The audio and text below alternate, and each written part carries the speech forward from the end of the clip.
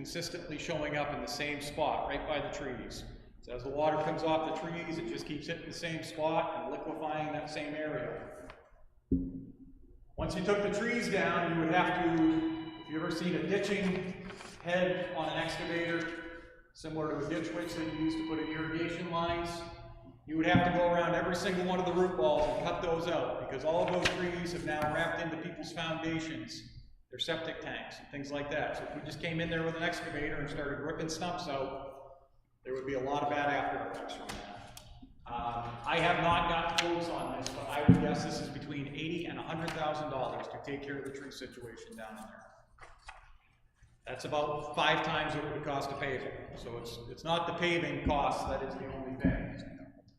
I did see someone's comment that it would ruin the vibe, and it most definitely would. You would lose most of the trees that are kind of making the neighborhood right now. Traffic. I know no one in here has ever seen anyone speed down there. Ever? But people speed. There is a high volume of traffic, given the number of houses down there. The weight of the traffic, oil trucks, delivery trucks, Amazon trucks coming in and out of there all the time. And then the width of the road. People are going down the same spots over and over because there's nowhere else to go. So that is rutting the road. That is creating ruts in there, and it's creating the potholes because you're constantly beating up the same spot over and over and over. So one car going 30 miles an hour for 1 mile can create 4.5 pounds of dust from the road. So the dust is what they call fines on a gravel road, and fines are what kind of lock the road top together. So as you're removing 4.5 pounds of that over every mile, so just to put that in perspective, approximately 15 houses on circuit, 2 cars per house, just 1 trip a day, going out and coming back. You lose 1 ton every 30 days. So for perspective on that, one of our wing trucks holds about 7 tons. Well, the fines are the light part of it. So you're losing about 1 truck's worth of material every 30 days. And then the water. With a paved road, you have to have the water go somewhere. There were some places that we were able to pave before the DES had kind of gotten control of runoff from these areas. We would not be able to just shoot a trench into the water. It would have to be treated. And to treat the water running off of the road, we would have to have some type of treatment area, a detention basin that would basically filter the water through rocks and other medium. So it can't go in the pond. It can't go down the road because that creates ditches where you don't want them, right in the middle. It undermines. The other problem is based on the width of the road, we can't cut a ditch. I mean, we could, but it wouldn't be very long before people were driving in the ditch as they were passing each other on the road and filling it in. We typically spend about 3 hours in the fall cleaning up the pine duff and the leaves so that we can grade the road out. That would end up in the drainage ditch. As people were driving by, it would picked up and it'd slowly end up there. So it would fill it in. It would be an additional maintenance item. Now, typically with a gravel road, you would crown it and you send the water off to the side. You crown it and you send it into a ditch. We don't have room for a ditch, and it's already higher than most people's yards, so it would flood people's yard. So, I'm not all doom and gloom. We do have some short-term measures that we can take that we're going to try to basically make the road better than it is right now. First one being this meeting tonight. I wanted to meet with as many of the residents as we possibly could, get some feedback from you, but it's going to be a matter of working together on this. One of the things that we brought in over this past winter was magnesium chloride. And what that is a de-icing compound that we use to treat the roads with, but it also is a dust control measure. So what that would do is keep the fines in the road. We would do periodic applications of this, and it has a kind of the consistency of molasses, because it has molasses in it, but that actually acts as a glue to keep the fines on the road. It's non-toxic, it's actually used It's safer for the water than salt that we put on the road, so that's why we started using it. So what that would be doing is when we come in there twice a year to do the roads, we would be treating with that on multiple lifts to basically keep the road in place from getting picked up as people are driving by. There are chronic potholes out there. They're the places that keep showing up time after time after time that are potholes. So what we would be doing is the first attempt would be basically to put soil stabilizing fabric underneath of it. So what happens is as the road gets wet, it pushes out the larger aggregate off to the sides and the hole just keeps going down. So what the fabric would do is stop that from going out and hold it in place. The secondary step of that would be, if it was really bad and that didn't work, we could actually use tires. Just cut the sidewall out of a tire, dig down, put that in place with soil fabric underneath of it, and then backfill that and compact it. Compaction is another thing. In the past, what we've used is a fully loaded truck to drive back and forth on the road to kind of get it compacted. Again, the unfortunate part with that is you get rutting. You get these areas that are done in the middle, and the areas on the side that you can't get to don't get compacted, so they get picked up. The other thing is different mixtures of gravel. We're going to have to basically do some experiments to see what works there, but if you've ever seen on the railroad tracks, they use the larger aggregate that kind of locks into place to keep it from moving around. So we're going to be, the downside of that is it's harder to get it compacted into place, and it can be a little bit hard to walk on until it gets beaten in. But that, we're going to try a mix of basically recycled asphalt and coarser aggregate to lock into place until hopefully we can find something that has long-term staying power. Longer term, this is not the only waterfront community in the state of New Hampshire that's ever faced this issue. So I've been reaching out to a lot of other public works directors and road agents trying to find their solution. The ledge rock, the coarser aggregate was one of the solutions they had. And just trying some of these different things. The other is working on a drainage plan for the area to get the water out of there. If we can get the water out of there, potentially we can pave. But it's going to take trying a couple different things out to see what sticks and go from there. That's as brief as I can do. Does anyone have any questions?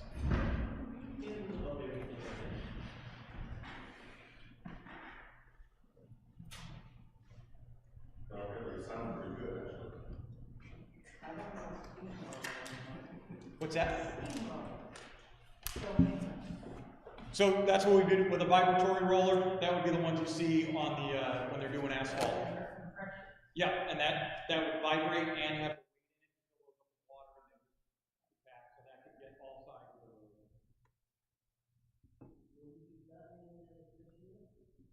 Yeah, so it'll probably be about a month. I want the rain to kind of clear out here, and we're in this stretch right now. But in the drier part of the year is the best time to do this because, as I said, the liquid underneath is not a solid base to build on. So it'll probably be end of June, beginning of July is when we choose to get the next iteration of reconstruction there and getting that built back up. Where's the ideal width? What's that? What's the ideal width? The ideal width, the town standard is 24 feet, but ideally it would be enough so that 2 cars could pass at 16 feet and then 4 feet for drainage. But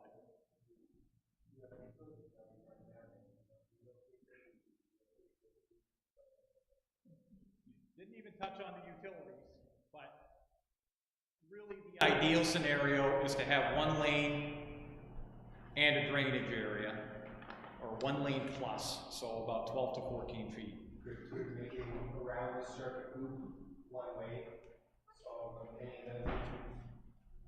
I mean, the entire road is 1 way right now, just given the width. I understand that, but if we make it legitimately 1 way, you don't have to make it as wide. Yeah, that's certainly something we can look at. You want to go down the Bass Road 1 way and come in circuit.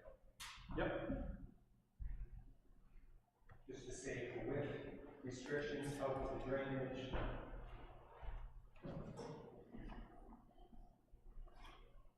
I know personally those aren't used irrigation. Yep.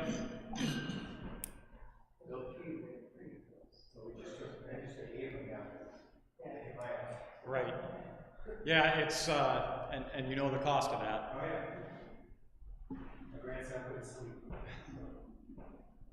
Bill, when you experiment with these different material aggregates and whatnot, are you going to remove some of the existing road? Yes.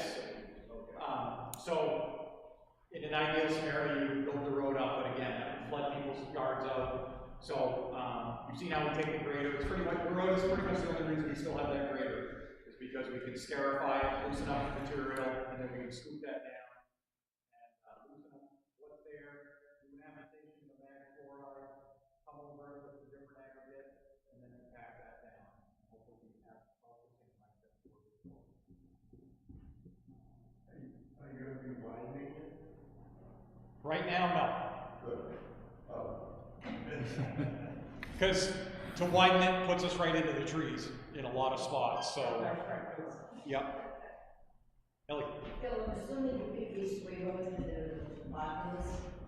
They're the most problematic. We actually only have two other dirt roads in town, but they are basically one straight shots down by the lake with not many houses on them. So I am not exaggerating at all that these roads do take an inordinate amount of our time on the highway work, more than any of them. So, and we, again, a petition was put in by the residents, and I don't want you to think that it was unnoticed or that we're just blowing you off. It's just there's more than one thing at play here, as you can see. What percentage of town roads are unpaved still? So, unpaved is kind of a loaded question because we have many that are millings. We ground up Church Street and Main Street. They went down on a lot of the older dirt roads. Unfortunately, those are coming to a point where they're not working as well anymore. If it were that easy to pave a road, people would have been doing that for years. So What's Green Road made? that's the millings. And if you see there, as you're going down there, you can see exactly where the shade line is. Because the road is set up perfect, the sun cooked it right into the ground, and then when you get into the shade, it's just garbage. And that's going to be something we're going to be dealing with in the next coming years. As, you know, that is a pervious surface that allows water in, but it also freezes and it doesn't heave like a road does, just in a crack. It just kind of heaves everywhere. And then this year, where it was so not frozen, it just peeled up. Was that alleviating the drainage issue? Being not paved, being just done? It does, but at this point, now we're going to have to maintain them. And it's not a paved road and it's not a dirt road, and nobody really has a good technique to kind of deal with this in-between area that they're in. So in order to do some of the resurfacing, if we call it that,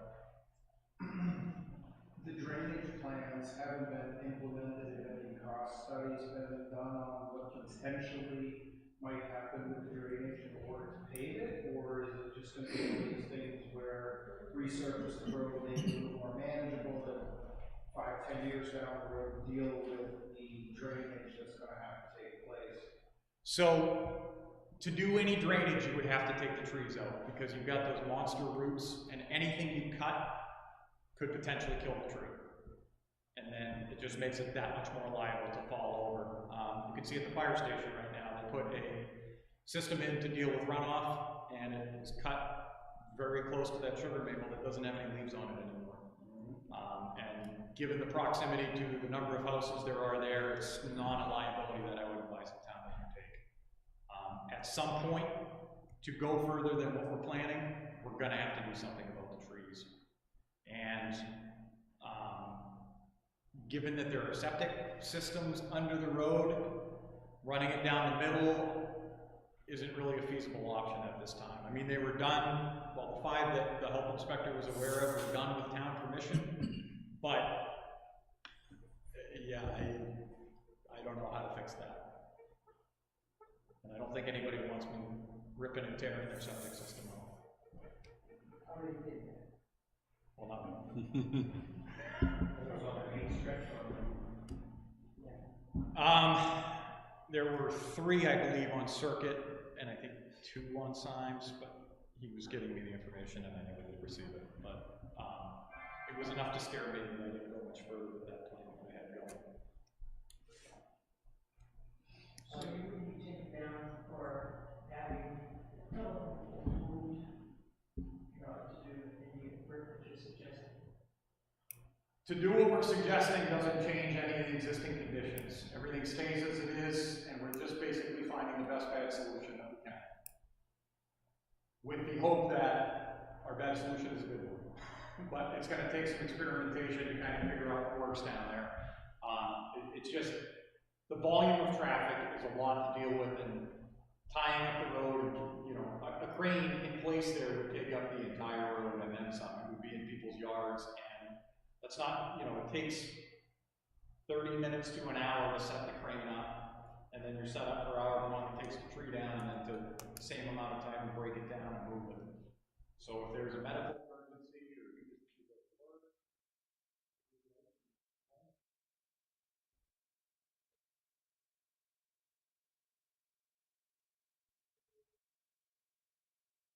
target goal is to continue like we've done in the past, just twice a year. So in the spring and in the fall, just you know, to touch it up for the fall, going into the winter, and then obviously winter, you know, there's no denying we're getting warmer, wetter winters.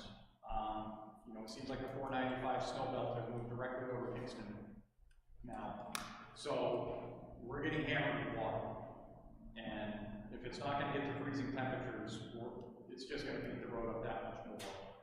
So really, that's what we're kind of designing the road for, is to last through the winter without freezing solid.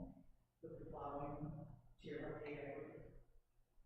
If we can stabilize the fines on top, that's what makes it a uniform surface. So it's very simple, you know, it's basically trying to get it like an asphalt top without asphalt.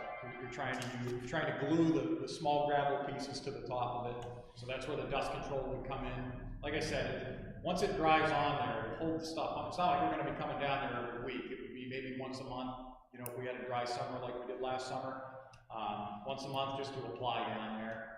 Obviously, that would be subject to the traffic and you know, all those other conditions. But once we had kind of figured that out, you know, we would come up with a regular schedule. the restrictions on driving on that period of time. Nope. It may be a little sticky on your car, but it's water soluble, it comes right off, and it doesn't, one of the big reasons we went with it for a de-icing compound is it doesn't just like cancerously attack metal, it can be washed off. I have a question. How long have those septic systems been in the road? Day one? No. Of course, it's not your responsibility. How would that be allowed to be happening by the town? There's certain rules and regulations for septic and roadworks. I've had a couple months to get over it, but my reaction is much more animated than yours. I don't know. I mean, basically what I was told is there was no other location that they could be put on people's property. The lots are very small. Right. So if someone has, if this is their second or third replacement of their leach field, they're out of there. The owner, the combination of the town and the owner of the property? I would not think that the town is liable. The town may have allowed it, but the town did not sanction it. Because the state, at the end of the day, is the ultimate authority on septic tanks. It's a subterranean discharge system, so that the state does manage those. But obviously, the town was involved because it had to be signed off on. Are they in the road now, or is it proposed addition to the width? Mine's in the proposed addition. It's in my driveway, but if they're part of the town's, then it's been approved. Yeah, and you know, there was a gentleman who came out when we were out there this spring, and it was just like, hey, my tank's right there. So it wasn't like in the road, but if we were to make it a road, it would be under the road. Well, the drainage is is a lighthouse. Yeah. It's on the corner. And that's the other thing, is we don't even know how many pipes and other underground utilities that people have to support those, or, you know, underground drainage or anything. There's plenty of stuff that I'm sure is not even known to anyone after second, third, fourth owners have come.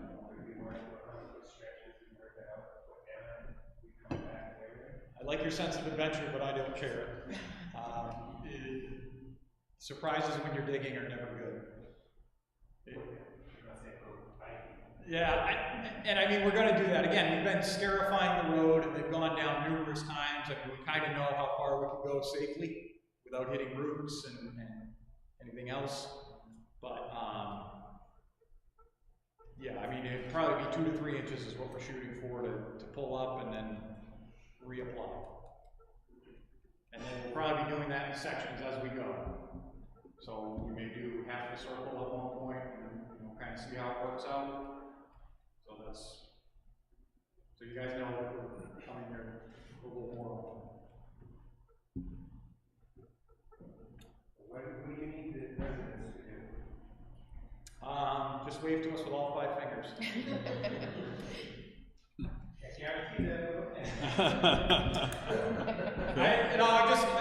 More than anything, I want everybody to understand, it's not like we don't value your neighborhood, or we're blowing you off, or anything like that.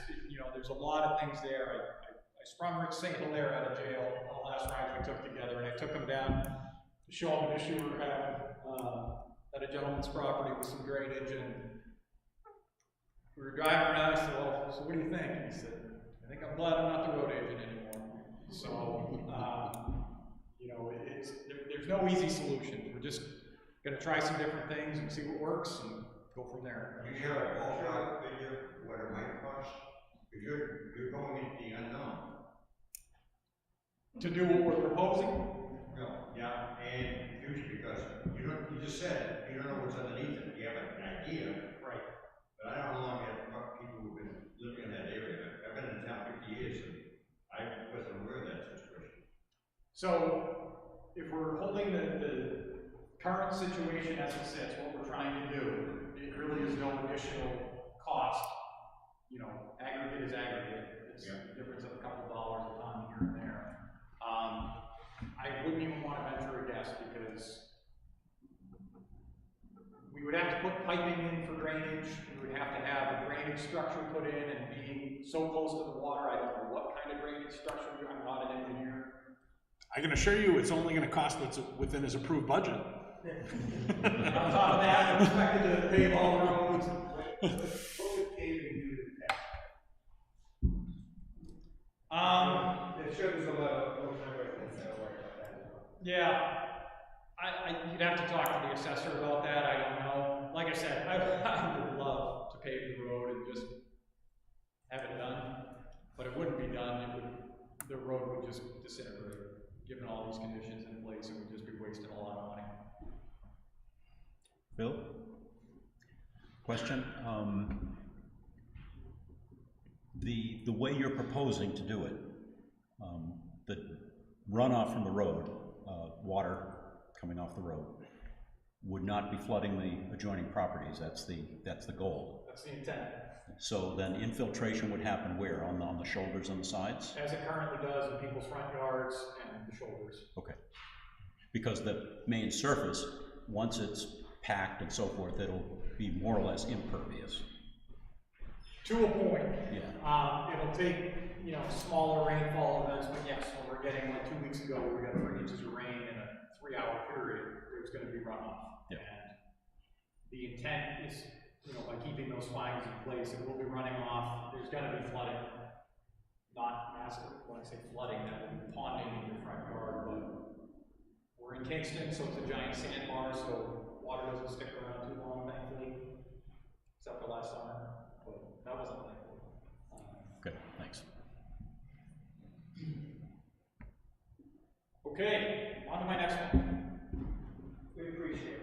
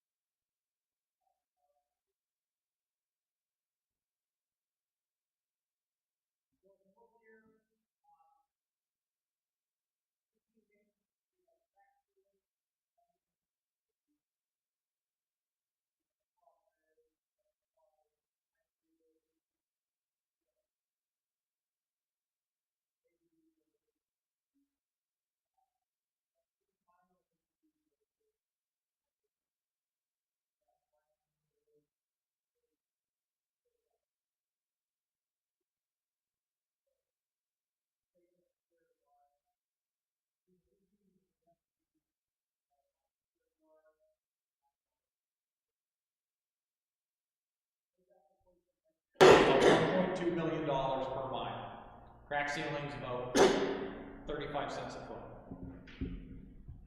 Those are very broad spectrum. They don't make it like they used to. Remember when roads used to stay black, and now like a year later they're gray? Well, residual is where asphalt comes from, and this is how they make crude oil into the things we use. Well, if you look at everything above residual, all of those things have gone up in price. So they are developing new and great techniques to get the goodness out of there, and what we're left is the crack at the bottom of the barrel and the asphalt. So it's not as high quality as it was. It's one of the few things that people can say they don't make it like they used to. It's true. So you deal with that. One of the things that Rich St. Hilaire would always do is request virgin mix, because they would actually recycle old asphalt, which means most of the oils are out of it. And when you do that, that was part of the reason that Church Street just disintegrated like it did. They had used such a subpar material to start with, and mixed it in with good stuff, but it just fell apart. And that's a practice that we want to continue to do. But some other things, some of the other things that we've been doing is we were able to purchase 2 of these shoulder gravel machines at the end of last year, and this is from Danville. And what this does is it utilizes the plow trucks. Plow trucks have a live bottom on there to keep the salt going on a conveyor. So what this does is utilizes that, and instead of salt, you're using aggregate to put on the side of the road. Is the width of this, what you put on the side, enough? I noticed that one car goes off and keeps spreading it. One guy goes, he spreads that out. Yeah, 2 months later, you have nothing. Yeah, so that's one of the reasons we got these, is because, so this costs about $7,000 to outfit 2 trucks. We've got one that's just getting done, we've got another one going in tomorrow. Last year this would have saved us about $21,000 after backing out the cost of the aggregate, the labor, and the trucking. So they did Hunt Road, and we paved in June, and the contractor did not show up until a week before Thanksgiving to finish the shoulder gravel. So the purpose of the shoulder gravel is to keep the edge of the road in place. Otherwise, as trash trucks and school buses are pulling off to the side, and it's aren't heavy at all, they wouldn't have any impact on that, but they just mushroom the pavement and just send it off to the side. So what this does is it holds it in place. What having these machines will allow us to do is to do shoulder gravel work ourselves. So it's not just after the road is done. There are numerous places where the mail trucks are coming in and out, or the Amazon drivers parked in there, and it is, like you're saying, just pushing it off to the side. So this is a maintenance item that we can undertake ourselves, and by having 2 of them, we can have one truck spreading and another truck going to the quarry to get more material. So we're just constantly working. We can keep going forward. I had a cool video. Oh, there it is.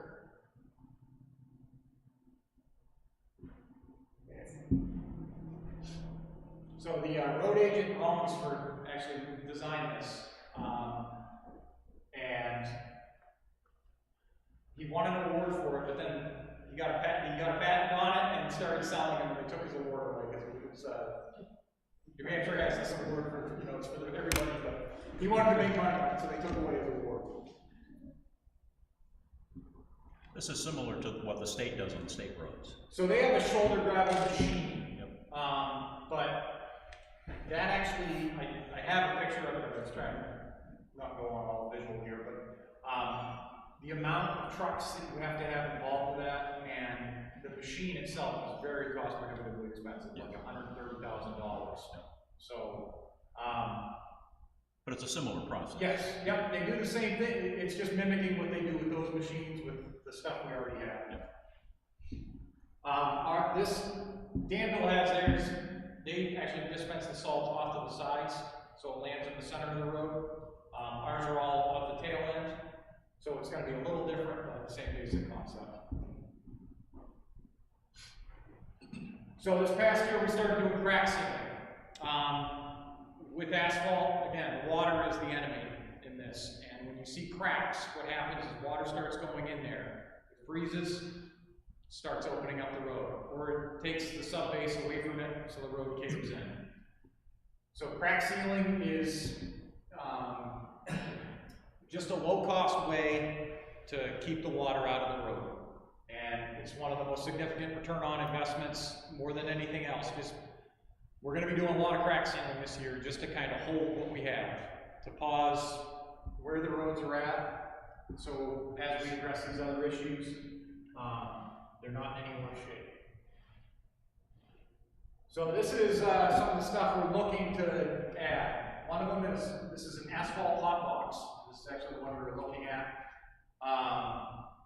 This holds 2 tons, and what this has is an oil burner on it, so you can keep asphalt warm. And right now we use cold patch. Everybody probably has driven over it, and tink, tink, tink, tink, as you're driving down the road, as it just comes out of the hole, and it's stupid, because it doesn't stay there. What this would be, as you can see, it's obviously cold, but it would allow you to put hot asphalt into a pothole, and that should theoretically stay there for quite some time, a lot longer than cold patch does. This would also allow us to do, so those areas on the sides of the road where you have, call it alligator, looks like an alligator's back, but where there's dipping and things like that, you can cut that out, replace the subgrade, and then pave over that. But these are all small little chunks. So what this allows us to do is get a whole load of asphalt, and we can address each of these little chunks on our timeline. We're not sitting, because once you pull out of the asphalt plant, the clock's ticking.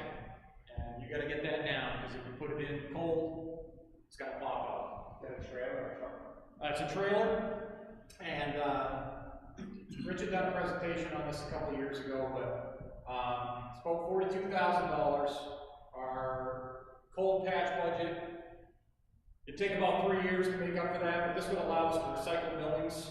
We would have to add oil back into it, but we could recycle the millings, and it would free up a lot of time not having to do pothole repairs with cold patch again and again and again.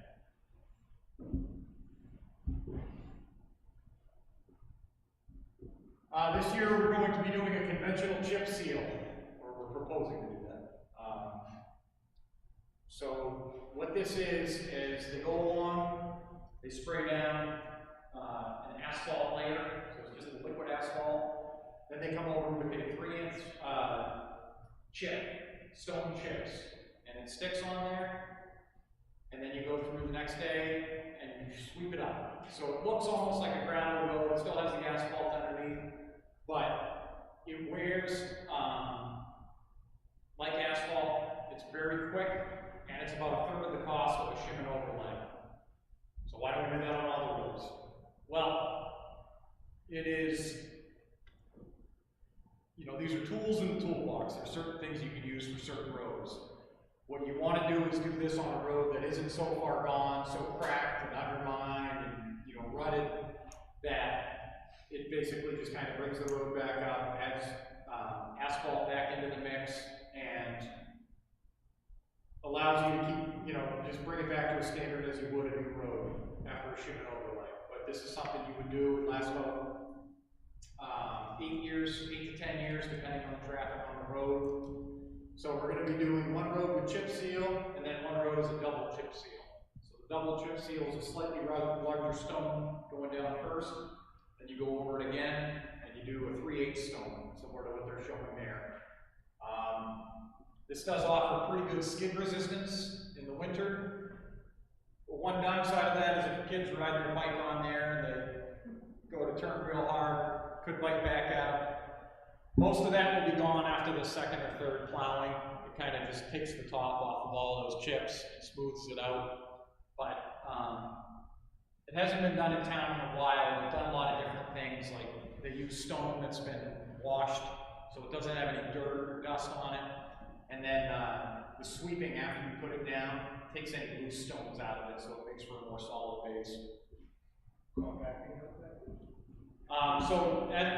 They'll spray the asphalt, lay the chips down, and then there's, we'll see the little multi-tire machine going right behind it, and that's compacting it as it goes.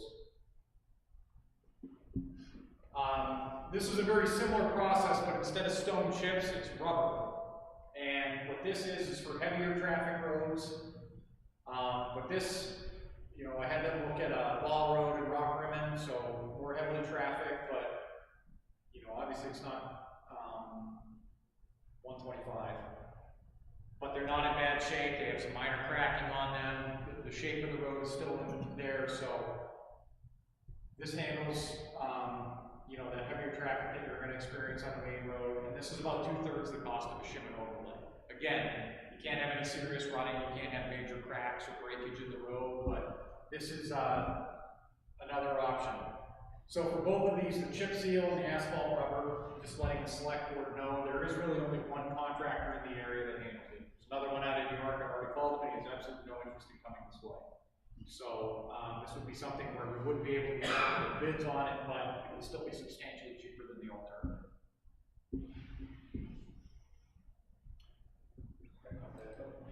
So, trying to get this documented there in a weird shaped town with no roads that are straight. I suppose if I was in Iowa, this would be really easy to lay out how we pave roads, but what this is based off of is this is how we do plow roads. And I'm just kind of following along with that for what this does is allow us to set aside maintenance specific road areas. And I actually have some of these in it.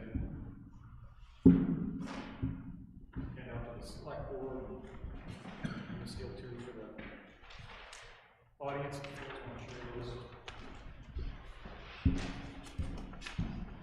So what the intention is to hold what we have. Where it's already been done in the last 5 to 6 years, we want to keep that maintained. We want to get where it doesn't get to the point where we have to do a shim and overlay. So this allows us to focus crack sealing, chip sealing, those type of things when we have them in, because it's the same deal as paving.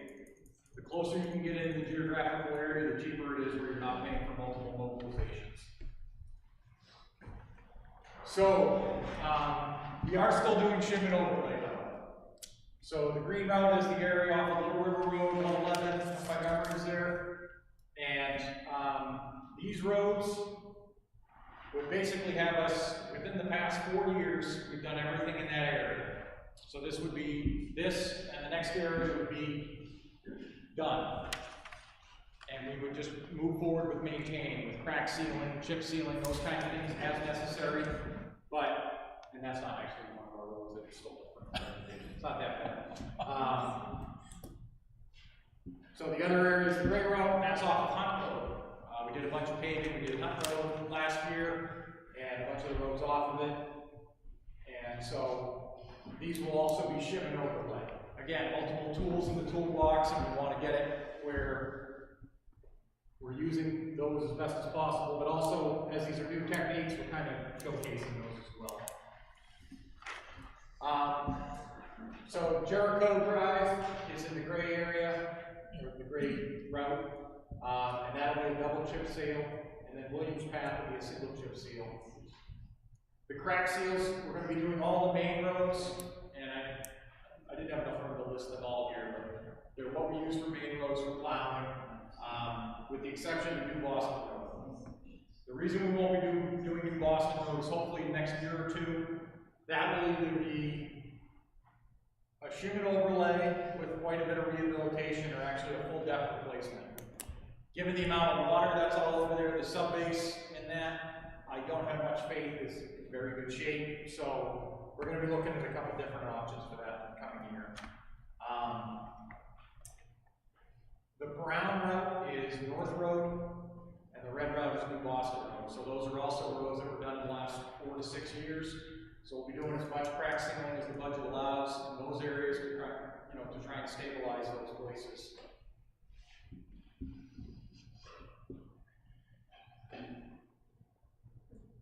I don't know. What's your schedule on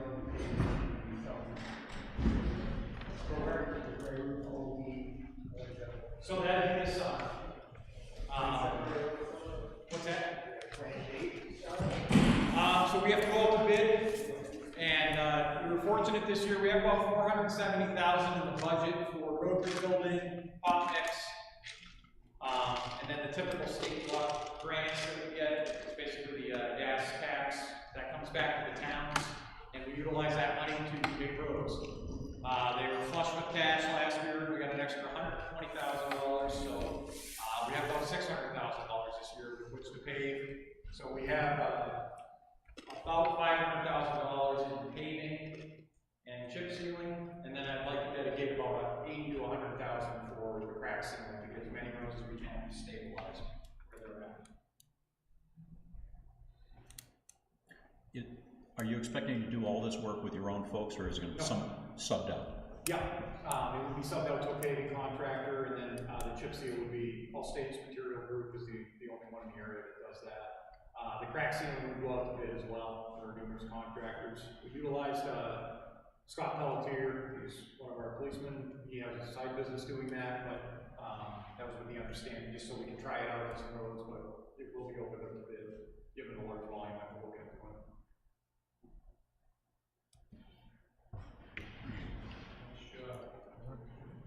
Yeah, I wanted to thank thank the Public Works Director. He is very responsive to public inquiry about areas of concern, and I think it goes without saying that most of the time when people are reaching out to him, it's not to say thank you. So I appreciate you putting a presentation like this. I think it's very beneficial to anyone that is able to come and see this, and I think you did a great job explaining it, so thank you. Thank you, Phil. I'm available anytime if anybody has any questions. Good job, Phil.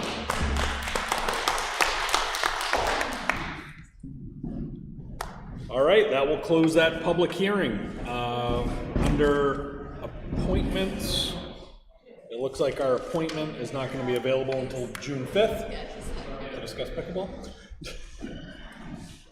So at this time, we will open it up to our first public comment. If anyone has anything they want to say, they come forward to the mics.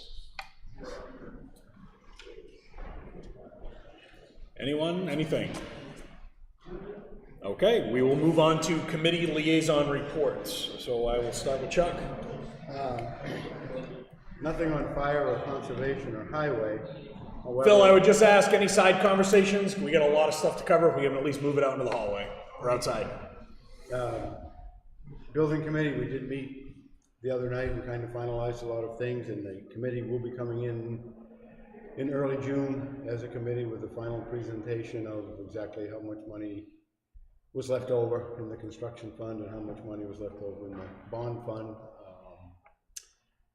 which I think around, well, I'll have to, middle of June probably, because that is when the town, June 10th or something, the town actually takes over the building. It's still kind of technically under the construction company with warranties, etc.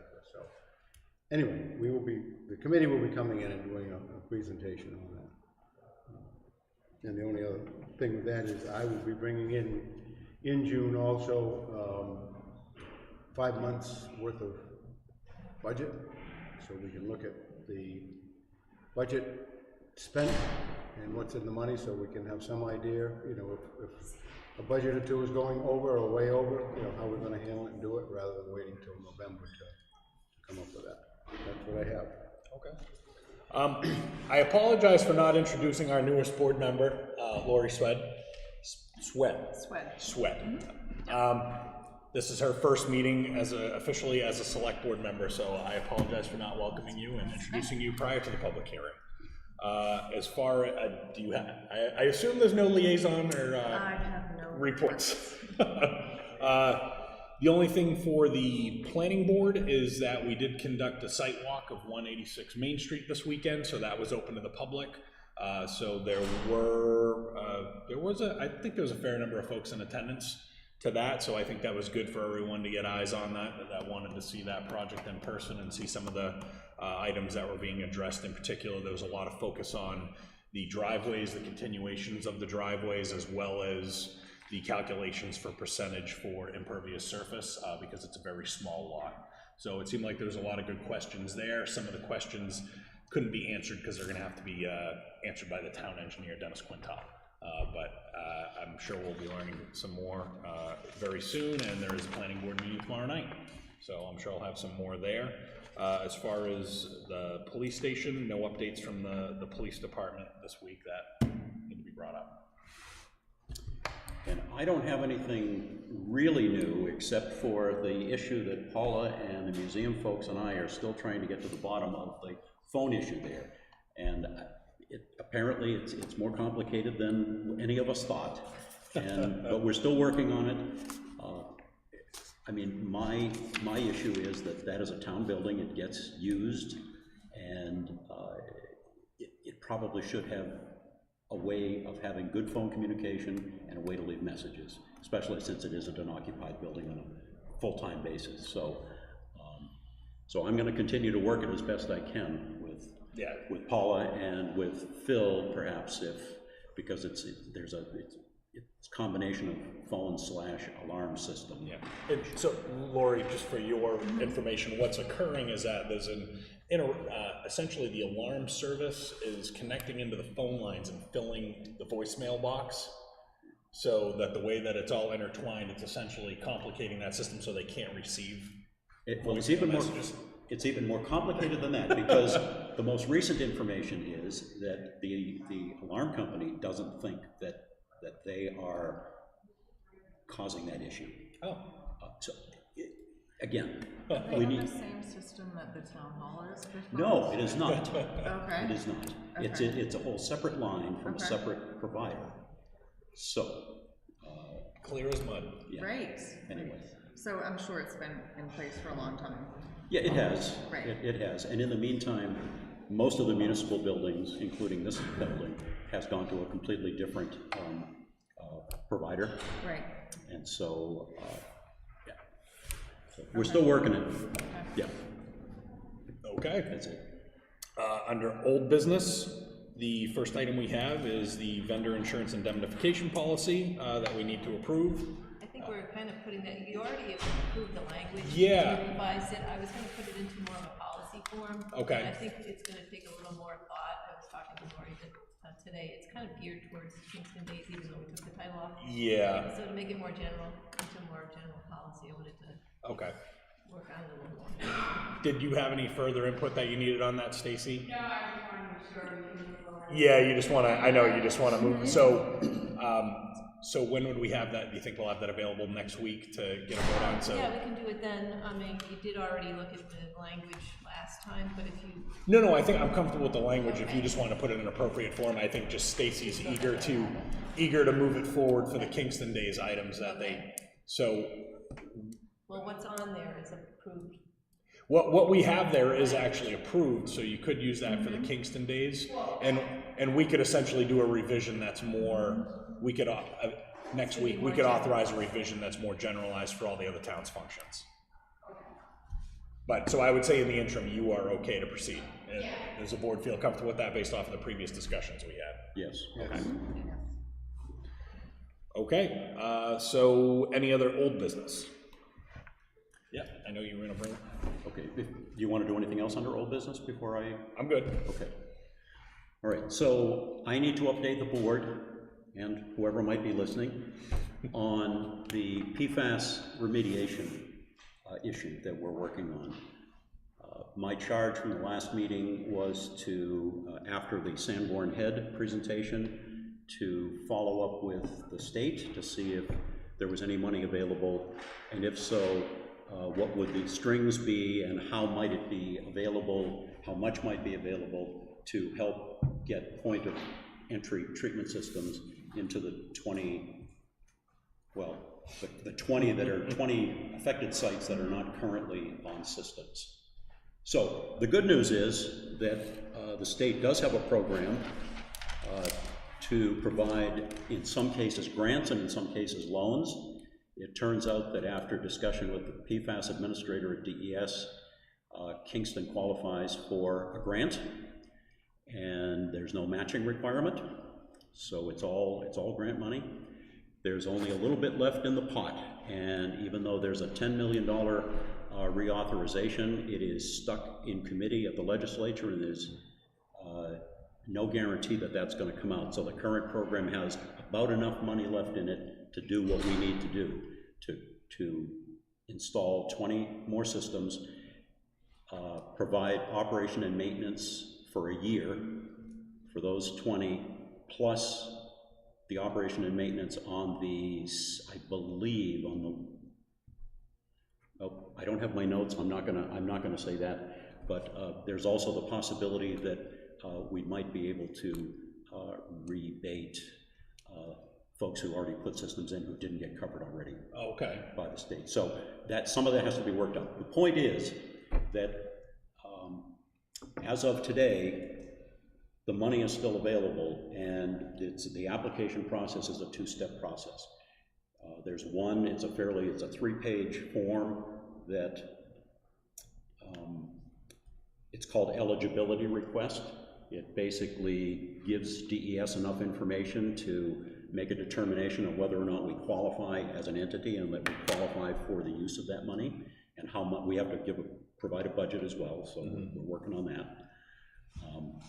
Once they determine that we're eligible, and the DES administrator said to me on the phone that we are eligible, but they need the paperwork, and once they have the paperwork from us on this first step, the money then gets earmarked for us, and then we do a full application after that.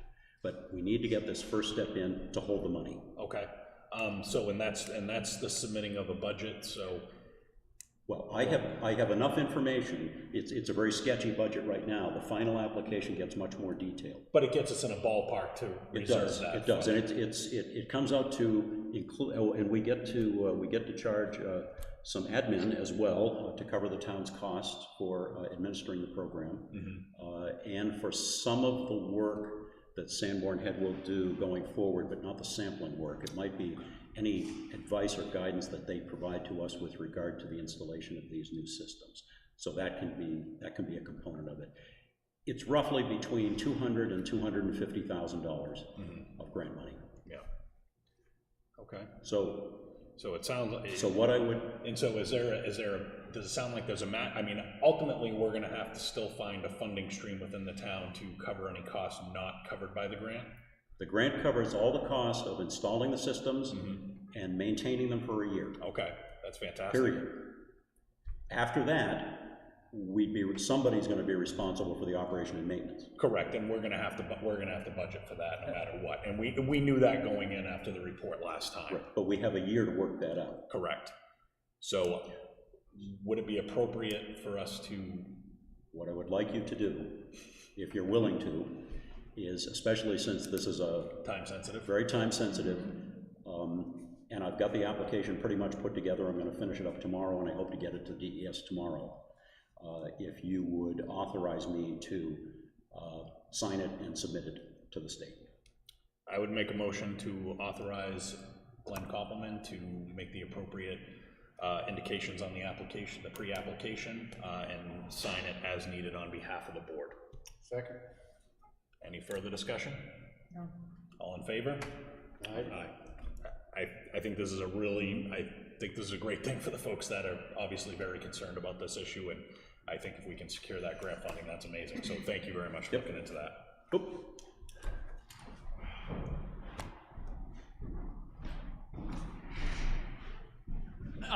Phil Coombs, Public Works Director. Just a question, does our submission of this grant indicate our culpability in the spreading of PFAS? Well, our liability and culpability has already been identified in the Sanborn Head report because it's identified the source of it. So that's already been identified. So is that not, maybe that's not your question? Well, I think when you were on the previous board, the board was given legal advice to pretty much admit nothing, deny everything, and wait till see what happens. The advice that we have since gotten based off of the Sanborn Head report, essentially, whether we actively engaged and promoted this, and these type of chemicals were pushed down by the state and given to the fire departments, essentially, no matter what, because we use them, the DES is essentially placed a liability upon the communities. Okay. Now, one of the things we're looking for in the report is that the board's going to make a decision on if we come back with these additional monitoring wells and items like that, where if we get further information, and the contracts would be drafted up through Sanborn Head, and how we would do that is that part of the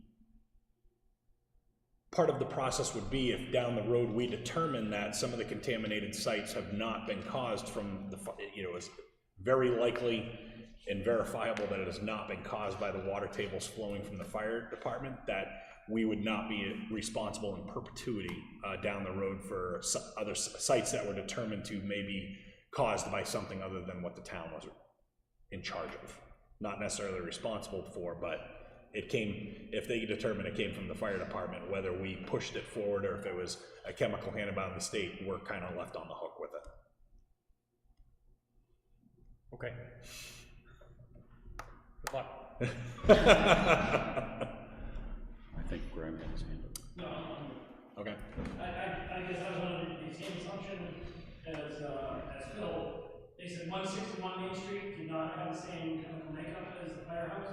So I'm pretty sure they said that if they can prove that it didn't come from the firehouse, that we wouldn't have to pay for anything for 161 Main Street. And that's the goal, and I think that that's how we want the contracting worded as we move forward with legal. We just want to get this in as a pre-application to secure funds. There's going to be some very detailed contracts because we want to, Sanborn Head was very cautious and they said, well, yes, it looks very different on the paper, but the proximity right now until we can put in test and monitoring wells to prove where the flow is coming from, I think we owe it to the townspeople to at least get them, a safe drinking water that's not with truckloads of bottled water in the interim, but then we can discuss those liability options. But I would say, my advice or my suggestion as we move forward is that, yes, there are clauses in there that state if the town can show through statistical scientific data that it is much more unlikely that the town caused this, and we can verify that, it's much easier to say. So we've helped with the installation of the system, we've gotten rebates, but the maintenance of the system is now transfers back to the liability of the property owner moving forward. And if between the time that we get eligibility determined and the time that an application is done and an award is made, it can be adjusted if there, if we've asked for something in there that perhaps we shouldn't have. I mean, they'll just back that piece of it out. Yeah, and I think there's going to be a lot of legal review of this contract and any formal grant application other than this pre-application. So, but I think it's important for us to try and secure this funding because that's obviously going to save the town, possibly $250,000 with something that's pretty much been stated. Yeah, we know we gave you this foam, but it's your problem now. Any more on that? Nope, that's it. Okay. Did we voted? Yes. Yeah, we did. On the authorization. Yes. Yes. Okay, so we'll move forward with that, and yeah, definitely. Just if Susan, once you filled that out and signed it, if you could just have Susan send it out so we can just have it for our own information to read through before the next meeting. Once the whole packet, it'll be emailed to DES, and I'll copy Susan on it, and then she can distribute it to the board. Excellent. Okay. All right. So new business, just one item. Two items. We received a resignation from the code officer and building inspector position over the weekend. So we did have a meeting to discuss temporary solutions in non-public session. We believe we may have come up with at least a temporary solution. So at this point, I would entertain a motion to authorize our current mechanical inspector and our current electrical inspector the authority to sign off on building permits in the interim with anything that they are qualified and comfortable with signing off on to maintain the workload that we currently have downstairs in the building and assessing department. So moved. I'll second it. Any further discussion? And I guess just under further discussion, this is just an immediate solution that we need, and we're going to engage in some talks with finding at the very least a temporary building inspector while we reevaluate the code enforcement officer, building inspector position to decide how we're going to move forward trying to fill this void. But we need to make sure that the town can issue and evaluate building permits to not hold up homeowners and businesses in the interim. All in favor? Aye. Aye. Right? Any opposed? Motion carries. We had another resignation today. The board was made aware of some information that was sent to them, and later in the day, we did receive a resignation from Selectman Kevin St. James. He did not make any indication of whether he wanted that read into the record. So if I can pull it up on my phone if we want to read it into the record. We probably should. Okay.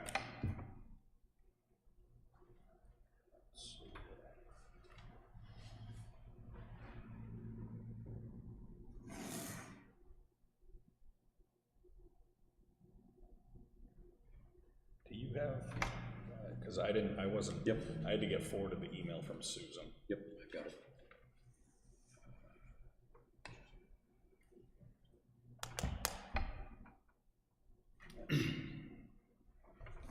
To my fellow board members, it has become clear to me that I am becoming a distraction for the board, which prohibits all of us from doing the people's business for Kingston. That goes against what I stand for, as my only intention is to serve in their best interest. Please accept this as my resignation so that you can be unfiltered in your doing the work to which you were elected. God bless. Namaste, Kevin P. St. James. Thank you.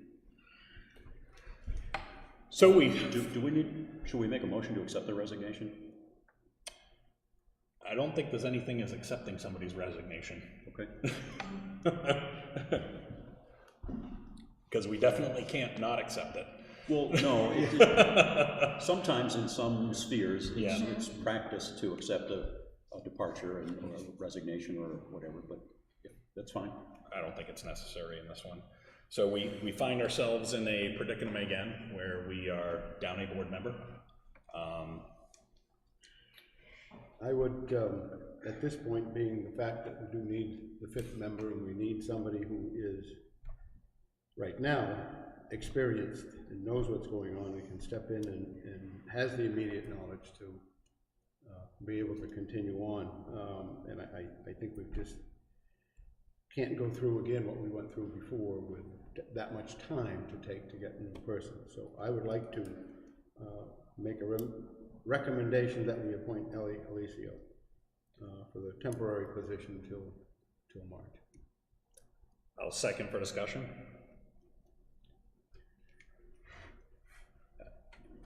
Well, for discussion, my position remains the same as it was before, that I think the election was definitive, and I regardless of the qualifications of the individual, I think it just is not the appropriate thing to do. So I will say, in some aspects I agree that just because you were the runner-up doesn't necessarily mean it's by default. What we have before us right now is an issue of continuity of government. We have, Chuck, how long have you been on the board? A year and a half? Year and a half. Tonight? I've been here 7 months. You've been here a couple months now. We have a candidate that just served the past 3 years as the select board member and was involved in the current ongoing affairs of the town. And I think we're severely lacking in recent relevant experience to the board. And we have a lot of work to do, especially with this other resignation that occurred today. And I would rather move forward and take from that pool of applicants that had already put in before. And I would like to just move on with the town's business because we have a lot of work to do.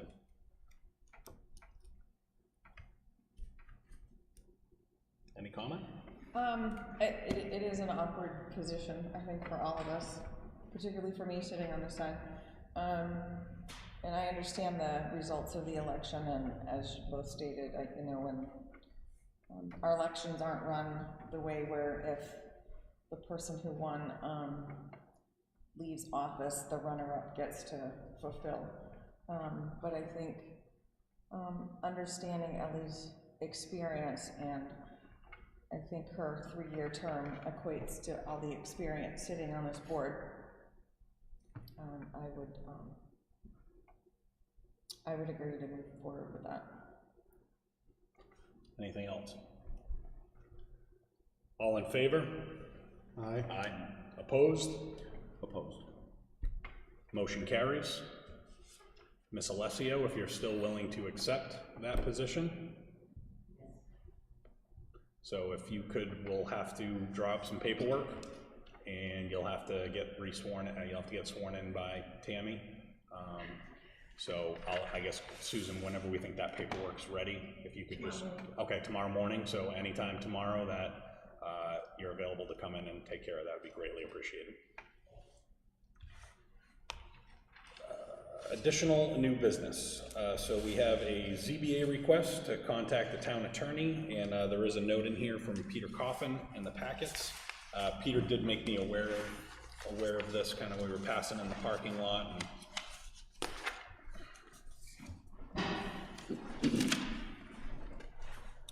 And so we just wanted, there's going to be a lot of complicated issues, I think, going on with the Summit distribution application, and we had to, there were a couple of regional impact hearings that had to be announced and done, so Peter was asking for permission to obviously reach out on behalf of the Zoning Board of Adjustment to communicate with Town Council, and I'm not sure if does anyone have any opposition to that. Well, my only thing is I don't think that, and I use the words probably not right, arbitrarily have the ZBA contact the attorney. I think it needs to run through us to be sure that that's something that we all need to support to do it. And it's kind of in anticipation of problems, and we don't know. We have a current one, which is what we need to okay to send through, but I don't think that something that's going to happen 6 months down the road, we ought to, myself, I'd like to see it and know it beforehand, just rather than say, past history don't normally let board like Heritage or ZBA, those that need an attorney on occasion, just be able to call the attorney without notifying the select. Yeah, and I don't think we're giving them, I think it would be just, in particular, this project, which we already know is going to be complicated, and I think no matter which way it goes is going to be. Well, there's going to be there's going to be challenges on both sides, so I think it's in the best interest of the town that the attorneys help navigate. Well, I don't have a question, but I just would like to know what it is before it gets in there, and then all of a sudden we get an answer back and say, oh, geez, I didn't even know we were doing that. So I guess we could make a condition of it as any advice, any response he gets from legal counsel, it just needs to be forwarded to the board as well. So it would be copied on. Correct. All the advice. Correct. We would be copied on any responses from legal counsel, so that way we all know exactly what's being given from the legal. All right. So it leads us to this, I think the one we have, right, this from Devine and Miller. Which one is that? We get permission Well, to. you copied it off the email. Yeah, we weren't really going to discuss the particulars. Which one is this?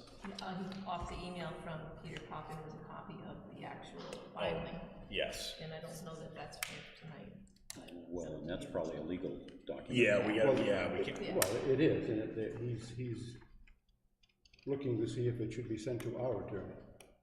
That's, I mean, whatever you guys want to do, but that's what he's looking to. I'm reading to say that's what he's looking to do, right? So he wants to get permission to send this information to our attorney, It's the town's attorney, so. This isn't the town's attorney. This is. That's from the other person. Correct. Yeah, they received correspondence from an attorney representing, and they just want permission to send that to our town council. Correct, for that's review. all. Yeah, and so I'm comfortable with that. Yeah, no, I don't have, again, Yeah. you gotta have the answer back. Yeah. Does anyone else, no issues with that going to town council? Okay, we have a conservation is requesting a data check for trail area information, and we have a note from Evie in the packet. It reads, I need to send out an NHB, Natural Heritage Bureau, data check request for a small area on the trail of the Sargent Tract that's always flooded, where we need to place a culvert. We have been working on this with Phil Coombs. One small technicality, NHB asks on their form if the owner, which is the town of Kingston, knows that the data check is being requested, so I'm informing you so that you can inform the Board of Selectmen that I'm requesting the data check for threatened or endangered species from NHB at that location. So I guess we are aware, and I don't sense any issues with her performing that data check. What is that, Phil? Just out of curiosity, you probably know. We'll let Phil answer. He'll go down the tour. Phil loves being here. He does. So Eversource has requested to traverse our property for the purpose of doing line work. As part of that, there's this flooded area that has been a problem for the trails. So they haven't, but they have promised to do the work if we did the permitting. So this would basically fix a known issue on the trails that we're gonna have to pay out of pocket to fix. They're gonna cover the materials and the labor. All we have to do is give them permission to go work on one of their poles. In the past, Rich St. Hilaire had handled most of these requests, so I had been dealing with it. But Evie was doing the permit by notification to the DES, so this is part of that permit by notification. Just gonna be putting a 36-inch culvert on there, 20-foot stick, and just grading up to it. So it's a giant sandbar. It's not, there's nothing living there. Yeah. Well, there may be, but I doubt it. But it's an obligation to have the Natural Heritage Bureau do an inventory or check, is it not? Yes. Yes. Yeah. I guess it will be a very quick check, because this is one of those areas where they brontosaurus every year, and there's nothing been living there for probably 30 years. Right. Right. But it is something that that organization, which is a state entity, needs to do in a case like this. Correct. Yeah. So if we could let Evie know that she is all set to check that box, that we are aware. Yes. All right, so we have a contract with Trustlow Consulting to perform hydrogeologic evaluation of Unitil appeal for herbicide use on transmission lines in the Kingston Aquifer Protection Zone. The signature is needed on this one. So this would be... There's some questions on that before we do that. I mean, not that we can't sign it, but, and I don't know, Phil may know the history, but I was interested to know what we've done in the past with the high tension wires. I don't know if they do them every year, every 3 years. What, did we allow them to do pesticides in the past? Did they, or is this something new and they've always just done it?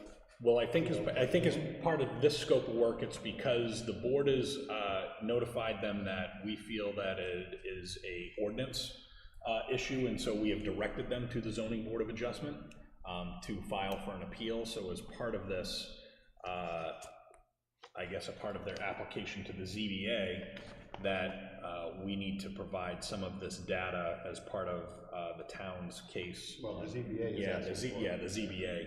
I just was curious as to, I mean, it's, again, the CBA doesn't have $3,200, we have $3,200.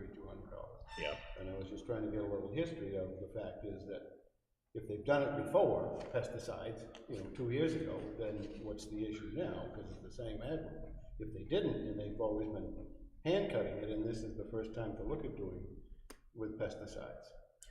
Well, I don't know the answer to that question, but even if they were using pesticides, perhaps we didn't catch it until this year, and just because we didn't catch it then does not mean we are obligated to perpetuate a situation that is not correct.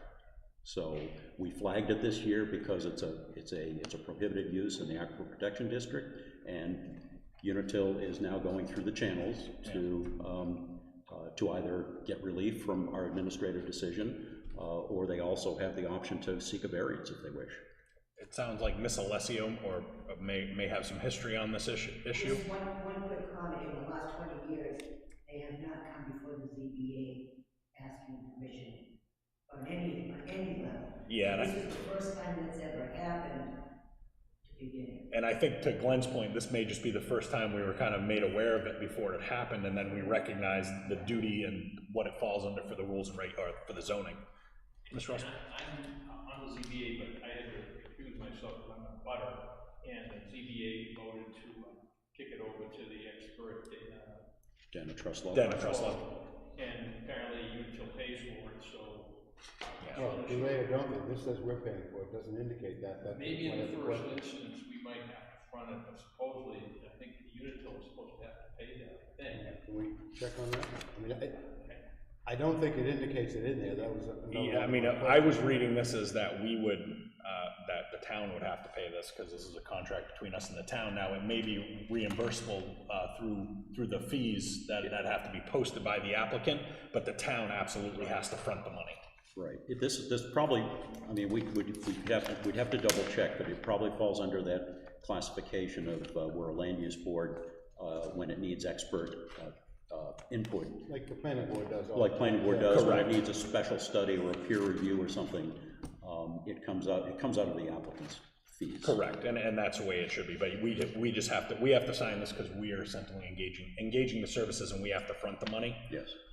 And I don't necessarily have a problem with it, I was gonna ask the question of, like the planning board, because they don't have the money to do those things, can we ask them, even though they don't wanna do it, but will they pay for it? And the answer, we think, is yes, and we can double check on it and see. But yeah, we've gotta pay for it, and then, whenever they. Yeah, I think no matter what, we're gonna have to go forward, even if for some technicality it wasn't available, but in order for the preservation of all the aquifer and those, we're gonna have to do it anyway, but I will have them verify with that, but I'm pretty sure with the land use issue. Can I ask the ZBA members, was there discussion about this, that this action would be billed to the applicant?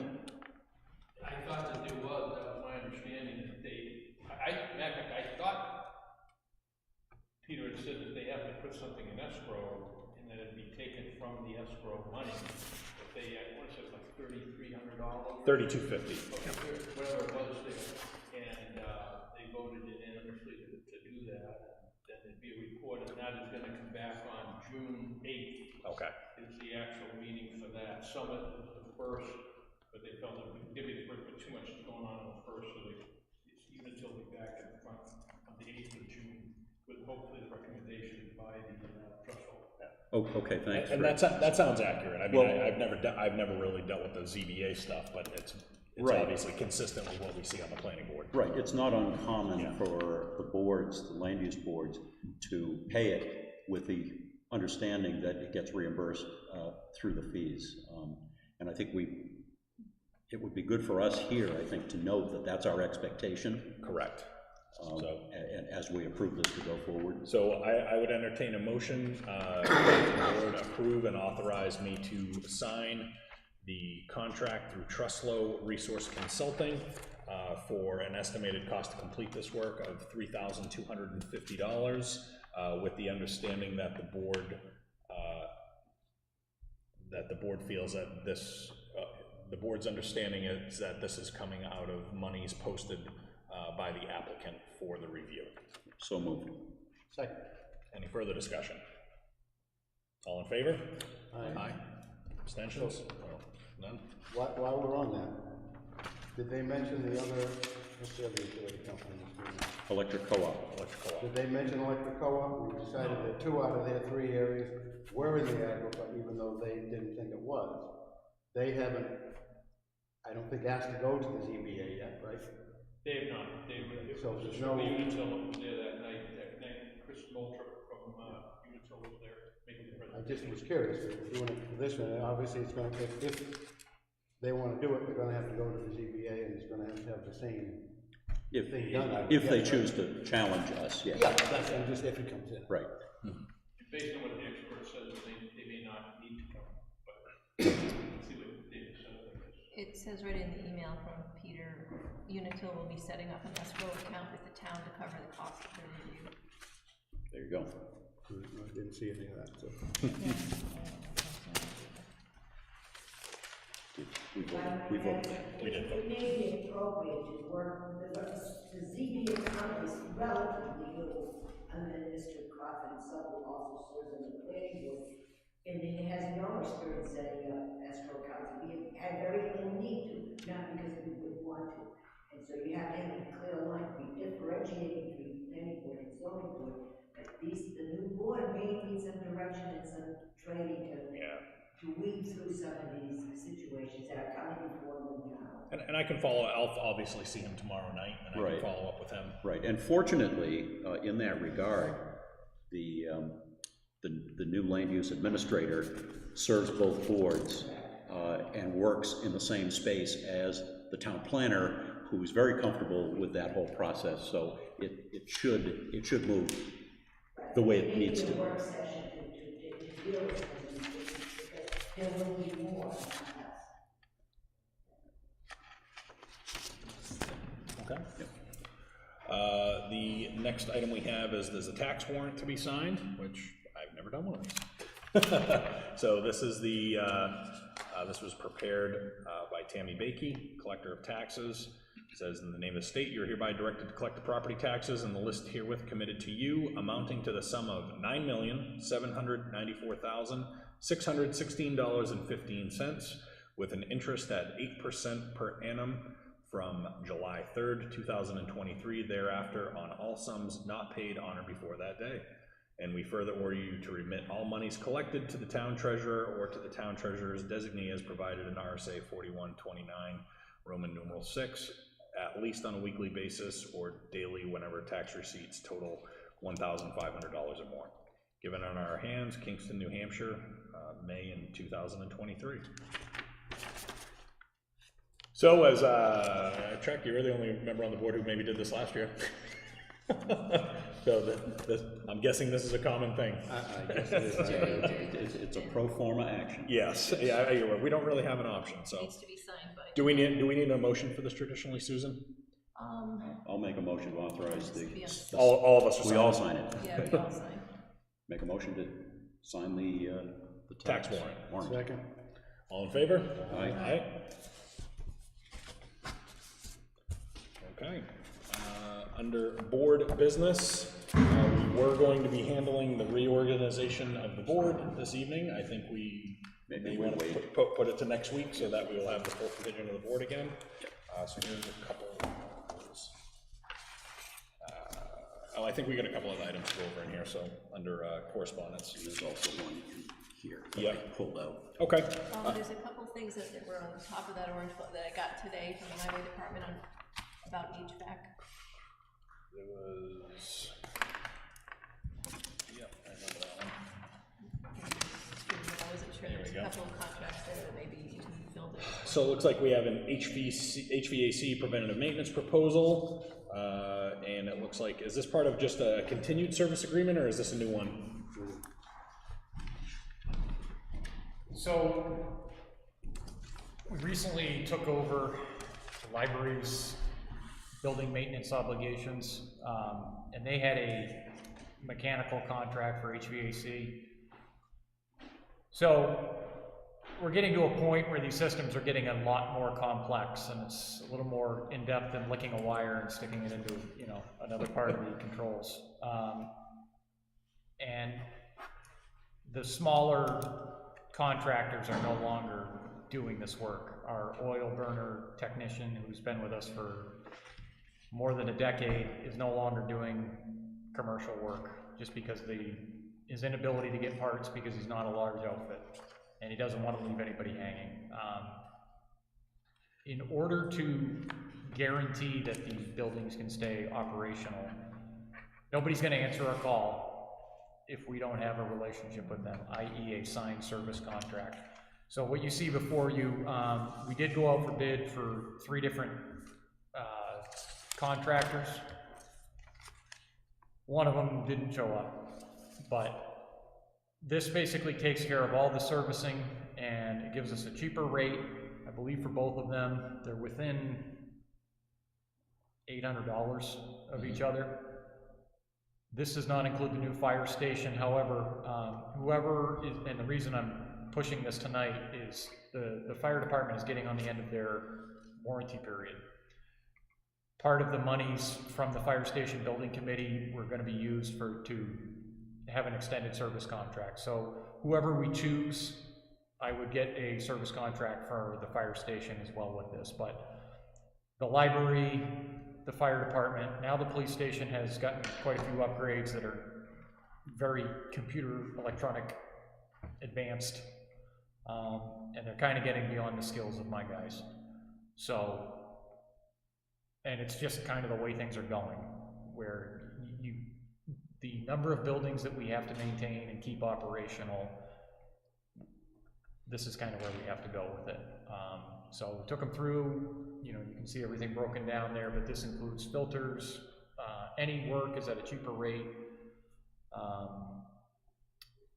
You know, they have all the ones that we had come bid have engineering services available, you know, can deal with all of the systems that we have in place here, so. I'll pass these around to the board members. It looks like we have two bids. One is in the amount of, from Dowling.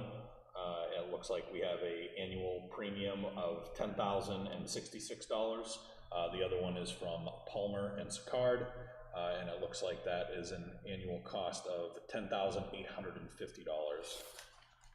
What do you recommend? Cheap one. So the library's been using Dowling. The library is very, very complex. There's 7 different heating systems in there, all which their own entities. So that's why they had that. What buildings did you say these included? All of them, except the fire station. Except the fire station. So the South Station, the rec center, both the public works buildings, this building, the library, did I say that? Please. All of them, please. What was that first quote? 10. Dowling at $10,066. And the other one is $10,850 from Palmer and Sicard. I move we go with the Dowling. Everyone just want to take a look at them quick, or, I mean, I it's know, just, it's- it's a preventative maintenance contract, I mean, it's, Yeah, I did. Phil recommends that. Yeah. Yeah. That's Nichols as well, sorry. Are they apples to apples as far as what they offer for the money? Yes. I mean, would we, if we paid a few bucks more, would we get more? So again, I haven't experienced the only one we had was Dowling. It was similar to the bronze plan, as they call it, and that the library was able to handle all of their HVAC needs through that contract. I am not seeing anything glaring that is differentiating the two quotes. It's reassuring that they're both very similar in price. Yep. Tells me they heard me. And so we've had some experience with Dowling at this point. Yes, we have, and we have utilized them, and they've been very responsive without us having like the Nichols building when we had the heat issues over there. But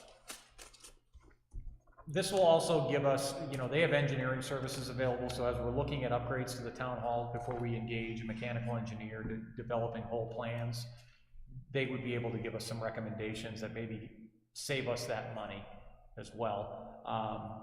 And you know, the mini splits and the systems like that, those require a lot more maintenance than just a regular furnace of swapping out a filter every other season. Okay. I mean, they're both reputable firms, you know. Correct, and we couldn't go wrong with either of them. We chose qualified, you know, this wasn't Joe's HVAC van Right. pulling up and hoping for the best. You know, we would be lucky to have either of these contractors, and the third one who didn't show up was also very reputable. So, as far as payment, you know, we had an easier winter, so there is more in the heat service line item. You know, we could find if there is a shortfall, it'll be very minimal, and we could, you know, find the money to cover that. But this would also give us budgetary stabilization, knowing what it's going to cost each year. We've done this with the generators, and it's reduced our inputs on the generators because they're just getting taken care of twice a year by competent professionals. So this is, I think, what we need to be doing where we can. Okay. So if the board's comfortable. Did we do, I lost track. I think we started to, and then we. I made a motion for Dowling. Dowling, at the amount of $10,066? Yes. Yes, very good then. And I'll second it then. Okay. Any further discussion on the preventative maintenance service contract? All in favor? Aye. Aye. It's paid twice a year, which takes the hit away from it a little bit. All right, motion carries. Thank you. Was there already a place to sign on? There's no signing. No, there's one of them had something in the front, I was a little confused, one of them has Phil's, place for Phil to sign. I don't know which one. Yeah, just let me know, and I can, if they need the full board to sign, if you could just take a look at that. shouldn't need the full board No, signature. sorry. Actually, that's my signature block on there, but Yeah. it's just one person's sign. It's a really Okay, tiny there we one, go. yeah. On the Dowling one? Yep. Yeah, I got it. Okay. Susan, do you want these back, or do you want these in the I'll file? put it in the sign Okay. folder. We'll smell it. Okay, application for special events license, live music at Saddle Up Saloon. So we have we have type of event, so the dates of events would be from May through September. It says acoustic, outdoors, number of participants, 1 or 2 with up to 100 spectators. It says hours of the event would be no later than 10 p.m. and Saddle Up Saloon, is there another page, Thomas? No, those are, it comes with a lot of instructions, but that's the special, it's not a facilities use. Okay, So based on what you recommend, we make up a permit with the conditions on it. okay. So this has obviously been a site of noise complications in the past.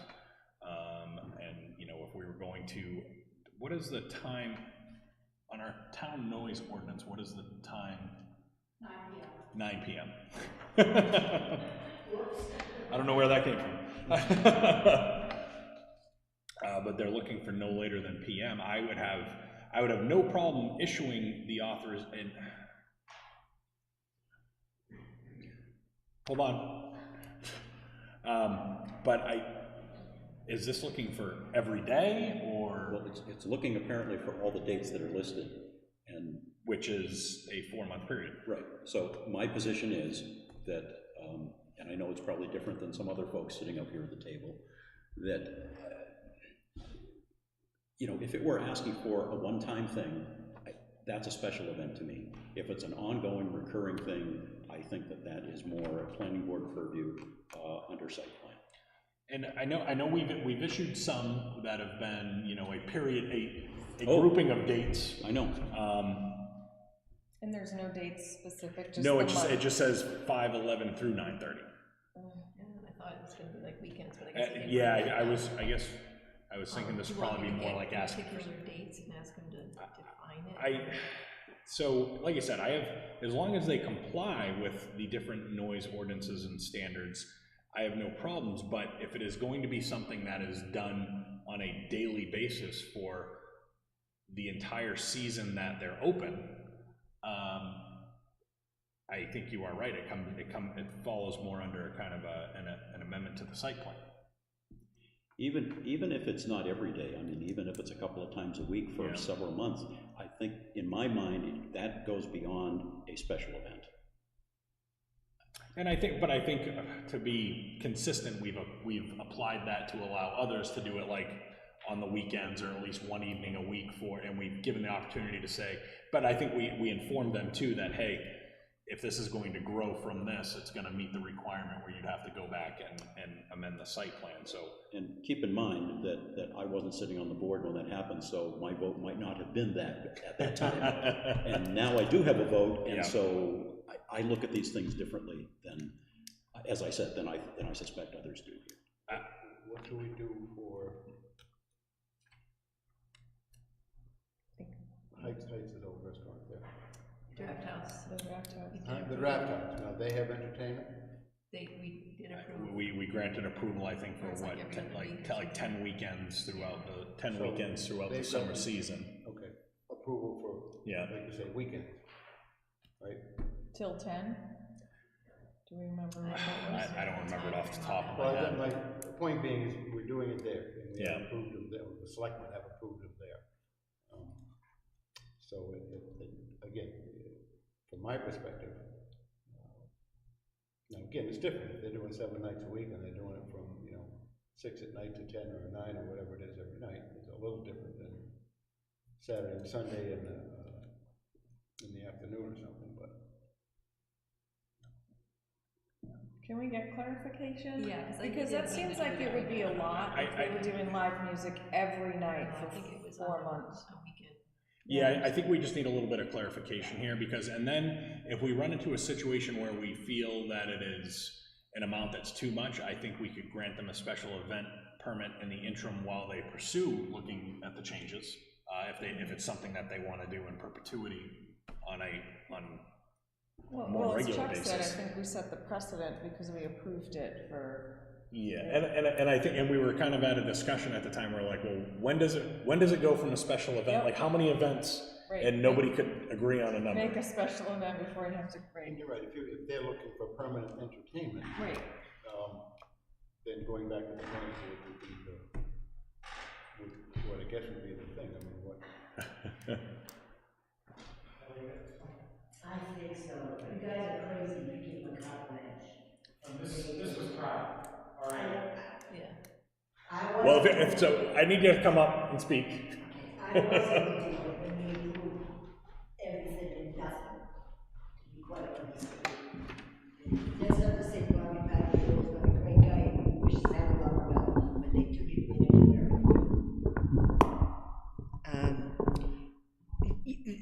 That special exception is too broad.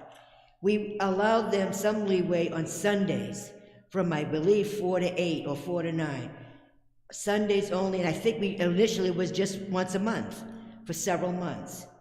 And that's how it got through the summer. But what happened is, they had it almost every night. They had motorcycles in everywhere. You needed traffic control to monitor the vehicles in the parking lot. What they wanted was an expansion of use beyond the planning board site plan that was on file. So they really need to either say they want 6 dates only, and you can give them a special exception. Any more than that, they need to go to the planning board. Mr. Koppelman is absolutely correct on that. Not that they're not good people and you want them to do well, but it's uncontrollable if they have carte blanche every night and weekends. Yeah. And the 10 o'clock ordinance was in effect before, and the folks down on morning, the music carries over the water. It's not a Mark Mitchell acoustic guitar. It could be a DJ rocking the night away. It could be a 4 or 5 piece band. And that's not to say we shouldn't do that. We should do that, but within limited scope. Well, this one specifically says acoustic 1 or 2, but I agree that opening it, essentially, the way this is written, it would allow it every day and night of the week for 4 And it would months. happen exactly that way if that goes through. And there's a difference between unamplified and amplified acoustic. There's. We need more information, and then you can. Yeah, but I still think, when we get to that point, it's gonna be, it has to comply with the noise standards. I mean, because even amplified can comply with the noise standards when done appropriately, as can an acoustic. But yeah, I think our biggest issue right here is the broad date range and not a finite number of events. Even if they're given permission by us to do some number of dates, they still have to comply with the sound ordinance. That's a whole separate issue. Yeah. Did you want to? We let other folks speak. So.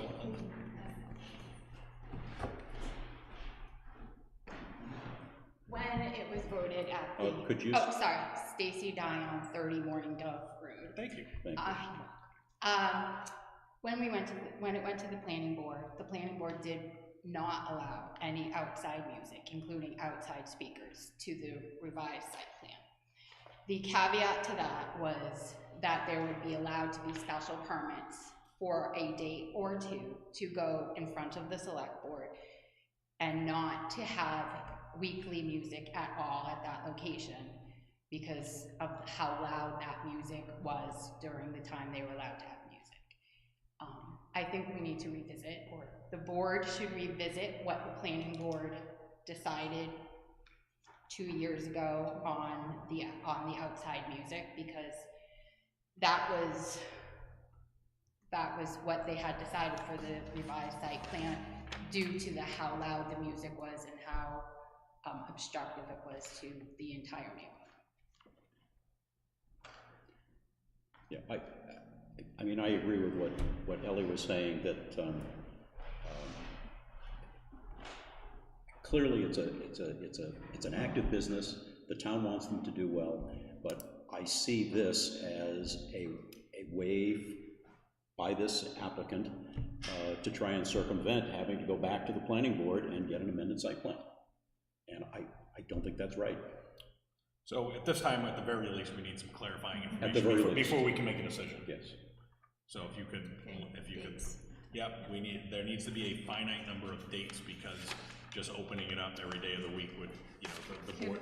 Can we specify the finite number of dates, or we want them to provide the finite number of dates? I think because when we brought this up and approved it for somebody else, could we find the number of events that were approved for that other site plan? Because at the very least, we have to be consistent with what we've already approved. I agree. You might also want to take into account what the planning board said on this particular site. So we can find, you said 2 years ago, you think it was? So Susan, you can ask if Robin could maybe, if Robin could pull out those, the meeting minutes from that to provide to the board. I can look them up too if I know Yeah. where they are. Because if there was a specific vote taken by the planning board to, and to be honest, I probably was on the board at that time, and I don't recall what the vote was, but. We both were, and I can't remember specifically what was. But if there was a specific action taken by them. We were battling COVID, and the governors had an edict, an executive order allowing outdoor music. So that colored everything. That was 2 years ago. But if whatever is allowed at draft house, you gotta be consistent with that. Okay, so Susan will reach out to the applicant, we'll get some other information. Another item we have in here was the intent to excavate. We just had some questions, and it looks like Dennis Quintal was able to review that. He advised us that he feels it's okay for us to sign, based off of the information that he observed at the excavation site. And he sent pictures. Yep, he sent photos, and he sent a good detailed punch list of just items that he felt was approved, but he feels that we're okay to sign that. So unless there's any objections, I'm gonna sign that, and I'll pass it around for other signatures.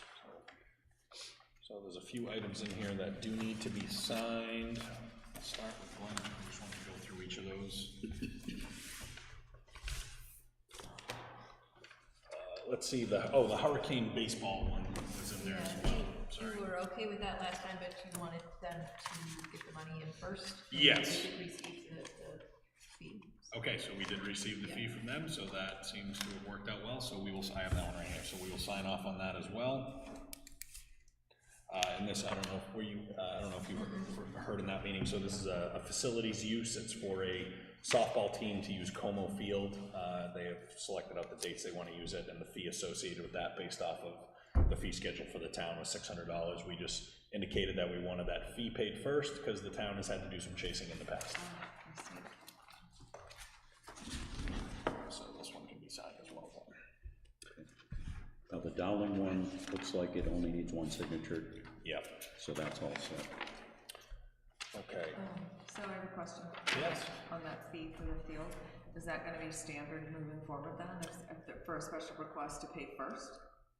Yes, for our facilities use, and especially with our recreational league, that's because it was. I think they've been issued in the past. We had approved it, and all of a sudden we're chasing them all summer long, Right. and then it's like the season's over, and once they've gotten the use out of it, there's really not a high motivation for them to pay. Sure, okay. Did I give you all the new hire from Tammy, or was that the other one? I don't see that in my packet. Okay, just one, she wanted approval for that. Yes,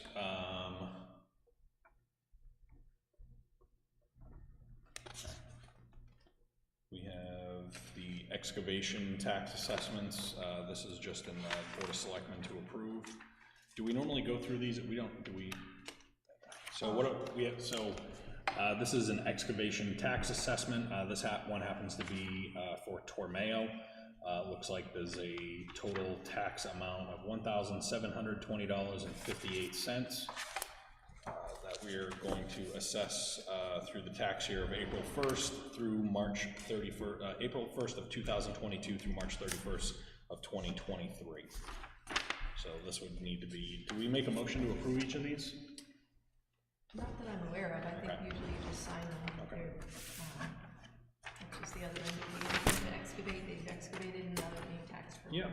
The other one is at 15 Sawyer Ave. Looks like there's a amount to be taxed of $252.96.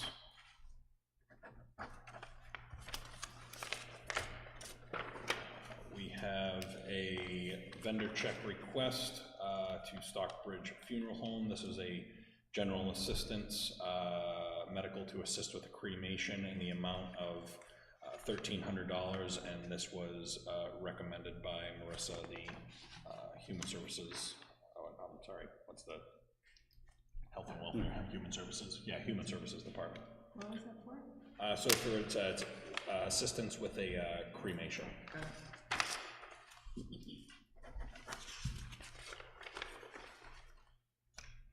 And so we have a recommendation from the tax collector's office about a hire.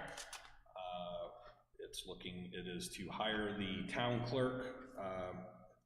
Department is the town clerk's office. It is the office clerk. This is a full-time position. The tax collector's office, Tammy Bakey, has posted the position, received 3 resumes, interviewed each of the candidates, and feel that this new employee would be the best fit for the office, and she is requesting that the board sign off on the new hire meeting this evening. We did discuss this in the rates of pay. She had brought this before us before, but the posting deadline had not closed yet, so we indicated to her that she just had to wait till the posting deadline had closed to make sure no other eligible candidates came in. So if there's no issues here, if the board just wants to look over this.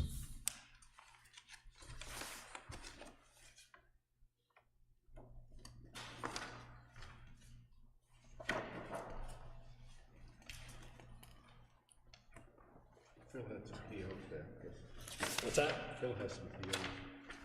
What's that? Phil has something else? Well, so the question, you have the POs in there, right? One is for the, Oh, yes, there's one sticking out of the top. one for the lift, the staging. Do you want me to sign There was a question on Yeah, that. yeah. You have that? It was just the scaffolding kit, and that falls within the monies that were allocated for you to work on the acoustic issues. Yes.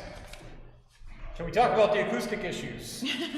I think the carpets are helping quite a bit. It's the bunting.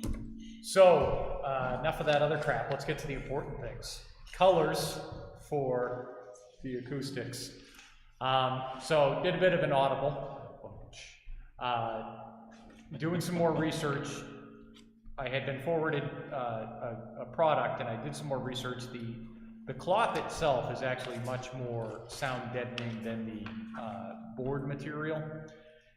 And the board material wasn't rigid enough to maintain its own shape, so it would have sagged without proper mounting, so we would have had to build framing for it anyway. So we found this acoustic fabric. White is not available until late June. So I need some help selecting colors for our sound deadening panels. There is Anchorage white, which is a bright white. Bailey. You want to help me out on this? Bail out. So, the Anchorage white, she said, is like an ultimate bright white. The other one is a Belmont silver, which is a very, like a light gray. And then the other one they sent us was a buff, which was like an orangey wheat color, which I just said to him, that orangey wheat color may play off your floors. They had dark colors, but those are the 3 items they have in stock for the quantity we need. So which one do you like, Lisa? I think bright white won't play well in the multi-tones of white in this room. But the other 2 I think he would be fine with. So you said one is sort of silvery and one is like a buff color or wheat, you said? Yeah. Do you have any idea how dark that is? Did you see samples of? What paint company? I'm sorry? This is a fabric company. It's Oh, it's a Guilford of fabric Maine. company. Oh, And they got make it. the top of the line acoustic. It's a cloth. polyester material that is flame retardant, that I asked her about, is it going to be a magnet for dust, for, this is a big old building, and she said they're easy clean. I don't know how easy it will be coming from the ceiling, but. With our scaffolding, it could be very scaffolding coming in. Perfect. So they are easy clean, and again, the problem is they don't have, they can't get the threads, what they have in stock, they're limited to. So the two that I would have choose from out of the three that they had in stock available that will ship and we could have it in 3 to 5 days is the Belmont Silver, which was like a gray and white mix, and then the Buff, which is more of like the orangey wheat. We were going with very neutral colors to not. I'm not qualified to give any interior decorating advice. That's why I was asking Lisa. So the wheat would play off the floor, the silver would still keep it light, so it just, because you don't want to darken this room anymore. If you were to match off your stage curtains, it would darken the room and it wouldn't. Yeah. It would be too dark. What do you think, Susan? I like the idea. think I like the silver. idea of the silver, I think silver. Okay. and that was 0 qualifications to give that opinion. That's without seeing it, right? And We'll so, hold it against you when it. So, And so- the current price that we were given for 90 yards. I think I can pull it up on the screen. All right. oh, sure, nice. That's going into the 20th century. That would be good. So while he's, The original cost for the original fabric that we chose, I think there's like it's only a couple dollars difference per yard from the original purchase price. so while that's coming up, the plan is to mount the fabric to wooden framing and then attach those to like the walls? and Yeah, we've got circle- 2x3s and the hardware being delivered tomorrow from East Coast Lumber. And what we're gonna do is just set up an assembly line, putting the frames together, stapling them onto the frames, and then mounting them. So it should be about a 6-hour turnaround time once we get the fabric in. So there'll be at strategic places on the walls? Yeah, so, yes, they'll be throughout the walls and on the ceiling. The other issue we ran into is it had to be, Flat to the ceiling or? like it'll that? be about a 2-inch standoff. We have these 6-inch screws that will be going into the lath, to mount it. And then it's 2x3, so it'll have about 1 inch of bite, 2 inches of standoff, and then the frame itself. But it shouldn't impact the lighting at all, which is the other consideration we had to take into there. This material is semi-opaque, so it does allow light through, which the harder foam board would not. But the other thing is it allows us to change the sizes. So in here, a 4x8 would have been pretty tight, so we can go a little narrower on that and then still have the architectural posts visible. But I'm wondering if it would, I don't know if you're planning on doing this in steps, but maybe doing the walls and see how it works out before you actually go to the ceiling?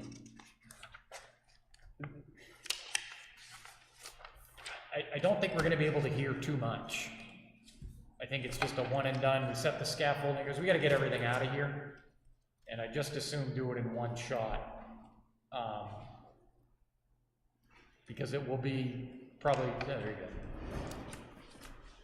That's the silver? Oh, I like that. I believe that's the silver. I'm still looking for the buff, is that what it's called? So is that, the name of it would be called a Belmont Silver? Belmont silver. Yes. No, that's silver papier. Silver papier. Yeah, that wasn't available. I tried for that one. Say the name, Tom. First column. So let me take you to a different screen. How about just to the right of the circle one?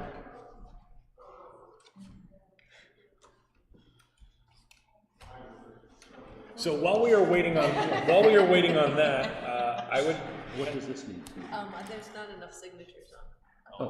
Oh, There's some with 2 and some. So while we're waiting for that, I would take a motion that we approve the town clerk's recommendation to hire an employee, initials HD, at the rate prescribed with a per hour review increase after first 6 months of employment, as recommended by the town clerk.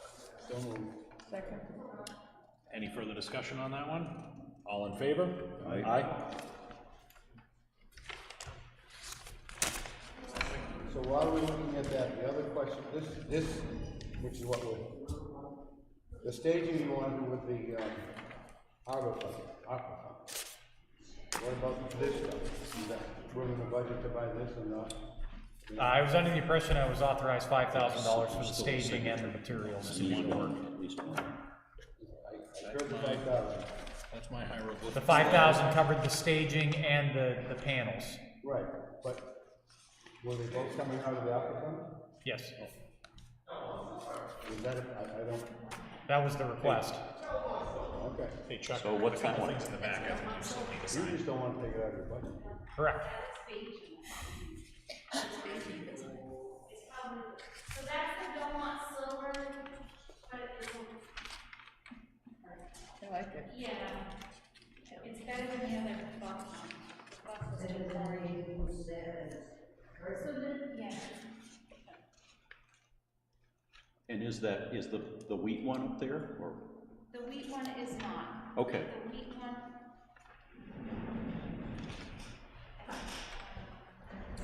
Well, that looks pretty neutral. Oh, so here's the other purchase order. Okay. Yeah. Yep, is that a deal? Okay, so those. Yeah. So, while we're killing time here, we had our first successful sale on Municipid. Oh, good. We sold the old Ford. So, I wanted to approach the board. Most of the items that we're selling were sold from the Highway Equipment Capital Reserve Fund.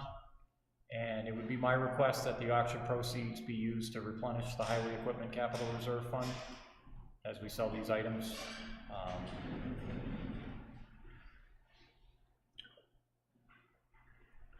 And how much did you get for the 6,100.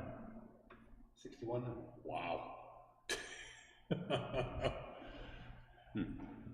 Guy's brave, he's gonna drive it all the way to Lewiston. I Listen, guess. that was, see, I knew we'd get more money using that than silent sealed auction. Yeah. Locals only. I would say that I wouldn't have an issue with the items that were specifically purchased from that fund being returned to it, but I think any of the other items should go back into general government. Okay. General government funding so that we can use as appropriate. I mean, I know this with those specific funds especially, I know your warrant article passed this year, but it was still not enough for planning for some of the replacement costs, so I think this is a good avenue to maybe make up some of the shortfall of those funds. I got a hot box to buy. What's that? I got that hot box to buy, so, well, not that, the one I showed you earlier there. So. That's the other color, just to interrupt, that's the other color that they said they had available. Behind you. Oh. I like the gray. Yeah. The gray. Belmont Silver it is. Perfect. Thank you. Thanks, Adam. So does the board have an issue with items that are auctioned off at town surplus that were purchased with the highway, the revolving fund or the capital reserve fund? The capital reserve. The capital reserve fund being returned, the proceeds being returned to that account. Have we had a practice of doing anything different? As a previous select board member, did it all just go, did all the sealed auctions go to general fund? I know in the past when we've sold highway equipment, that has gone back to the Highway Capital Reserve Fund. A lot of the equipment that the police department acquired through the 1033 was at no initial cost to the police department. Right. So I think it's appropriate for that to go into the general fund. I mean, in this particular case, I'd be fine with it going back to the fund that it originally came from. Okay. But I am as well. And what we can do is, if you'd like quarterly, I can bring you a statement of what we've sold in the, or I don't know how often you want to do it. I mean, the nice thing about Municipid is we can just kind of. You don't have to let it pile up and then just do one big event. It's Yeah. nice, you can just. Or as waste soon a as week you- driving it up to Concord. Yeah, as soon as you recognize it's an asset the town no longer needs, we can just get it out of the way. And I think that's the appropriate way to do it. What platform did you use? So I recommended, because I buy a lot of stuff at municipal auction, I recommended a site called Municipid. They do a lot of other municipalities in the state of New Hampshire, Mass, some in Vermont, Rhode Island, a lot of the New England states. But after some of the things I saw the town sell, I saw how much money they were probably missing out on, in particular when all the Humvees got sold. The town probably could have got quadruple what it did if they put it on one of the online listings, because it just has nationwide reach. And impulsive folks like me. The gentleman that purchased it that's coming down from Maine, he has been in public service and working for water departments, municipal departments. He recommended another auction site, and I have it written down, but I'm gonna look into that and maybe try it and see which platform gets the best. He said the other platform does get better views than Municipal does. But it would be nice to get a note or a list or something. Just when you're looking at that, compare the fees, because some of the sites bill a bidder's fee to the municipality and make them responsible for paying for it. And I'm pretty sure one of the reasons that I recommended Municipid is it charges that bidder's fee to the purchaser, so the town's not losing any of that revenue from the bid. So, and the process is going to be, and this was discussed previously, but just to reiterate, kind of smooth faces here. They'll go to the town clerk, pay the bill, get a receipt, and then they come to us and they can claim the property, get the title and all that stuff. Yep. So we're still not handling any money or anything like that. It'll all be done through here. So perfect. And then the only other thing I had was the fire station water testing. Should I engage with the new health officer on that? Yes. Okay. We definitely need to keep that going. Yes. Okay. Okay, thank you very much. Thank you. Now, just thinking of that, reminding that, and I didn't read it. Sanborn had come up with the recommendations about location of wells and testing and all that stuff. We approved that, right? No, I think that was, we needed to find out what our cost liability was gonna be if we pursued installing systems before we made a decision on the optional projects. I think that it's important. It's important to get the two back on the fire station, because that's gonna tell us about location of the PFAS, and it's important to get the two that's gonna show the flow of water, because we haven't figured that out yet. And I know that was I read it somewhere, they sent us a consolidated list, and I was wondering, and I think it was like 24 to 38,000 or something. And my hope with that would be is that we could take a vote on that next week, and hoping, especially with this information that Glenn provided, if we have found that we have secured essentially a placeholder for those grant funds, I think that gives us much more latitude to absolutely proceed with the recommendation, the additional recommendations. If you don't get that, at least that particular information, we still... Didn't we also have a question about, weren't we gonna ask if we move forward, when we move forward with that, where's the money coming from? Correct. And have we got that answer yet? Well, no, because I think we were waiting on the data that you got of grant eligibility. So now, and I know Paula couldn't stay for this whole meeting tonight, but I was hoping to pick her brain on where some of our other funding sources were going to be. My suggestion on that would be, let's say it's $30,000 for the sake of the conversation, is to, we take that out of the 64,000 we just got for the grant money, because that's money that's coming in, not allocated for anything, being reimbursed. Which grant money? The 64,000 we just got from fire department. So that, yeah. We have extra, for the lack of a better word. There's other things to do it on, but my thinking was we got that, because I think, it's gonna be here forever, and we know we're gonna have to do the systems one way or the other for the houses. And I think some of that was required. I think the wells like at the firehouse, they wanted. Yeah, so anyway, I think money-wise, I don't think we should delay it a whole long time. 1 week doesn't make any difference, but to me, with that, and again, whatever the cost is, $30,000. I think we have some folks that may want to weigh in on this. No. Anyway, that's my. Welcome back again. I'm sure you love hearing my voice all this time. I know I'm sick of talking, but It's the Phil show tonight. We did have one other matter that we had referred to our selectmen's representative who is no longer around.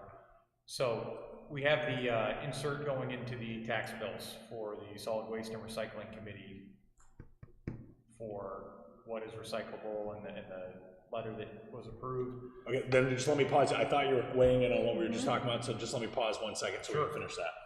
I thought you were gonna weigh in on that. I can't hear Chuck, so I don't know what he's saying. I'm trying to big boy voice. So that was my thought on that, and I think we can yay or nay it at some point, even if it's next week. And yeah, and so I think can we just follow up with Paula on the potential funding sources, because they were also looking at any of the other trusts. You know, after we got that report on trust funds and available sources, we wanted to look at all avenues that we could pull any monies from. Right, and I did ask specifically in talking with DES if any of that work could be covered by this grant that we're going to be going after, and the answer is no. Okay. I kind of figure out. Listen, I'm excited about how much we may potentially be eligible for, because that'd be fantastic. So to be clear, because I got a little confused. So you're looking into funding for what we are also.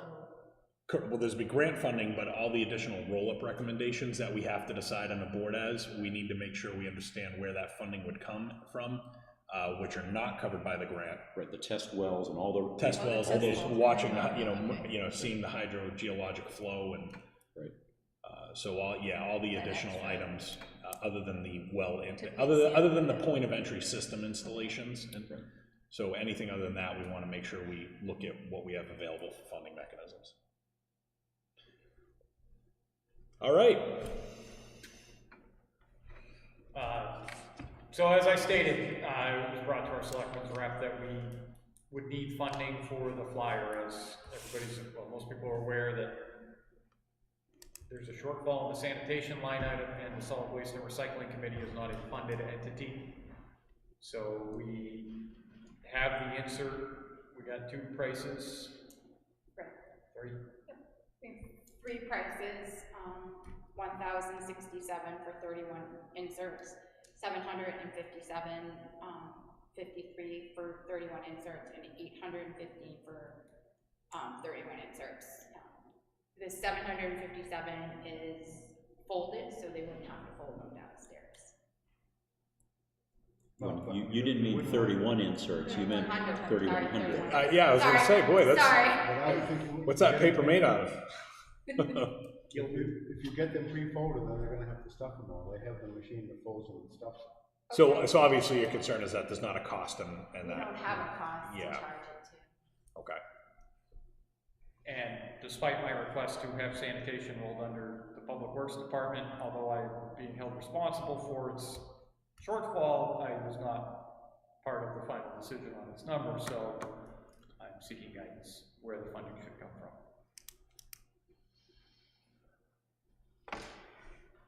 Well, I think we can find $777. I think we can easily find the money somewhere, but I think this is important information to get out, especially since we're dealing with a much larger cost shortfall in the sanitation line. What was the last estimate? Like $80,000? If we're lucky. Yeah, if we're lucky. No. 8 or 80? 80. The cost of all the services. Essentially, Public Works came in and made a presentation about the fact that the cost of actually recycling certain goods right now is costing the town an astronomical amount of money. So there's also going to be another insert in the tax bill from the police department. So I guess we should follow up with them if they calculated who's printing that and how that's getting. Maybe there's some economies of scale if we could work it together with them. Because I think, using the laser jet or the copy downstairs is not going to be an effective use of that.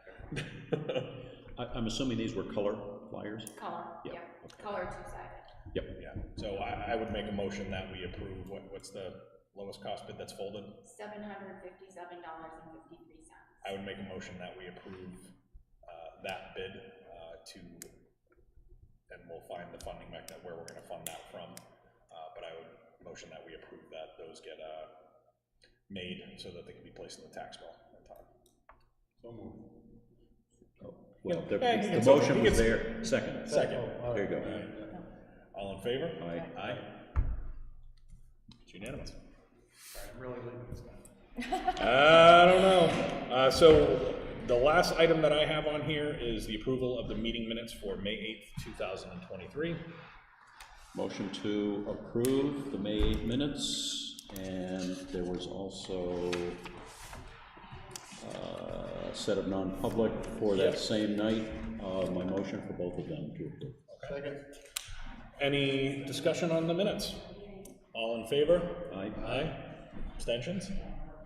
One abstention for Lori? I wonder why. Any other business that the board wants to take up tonight? No.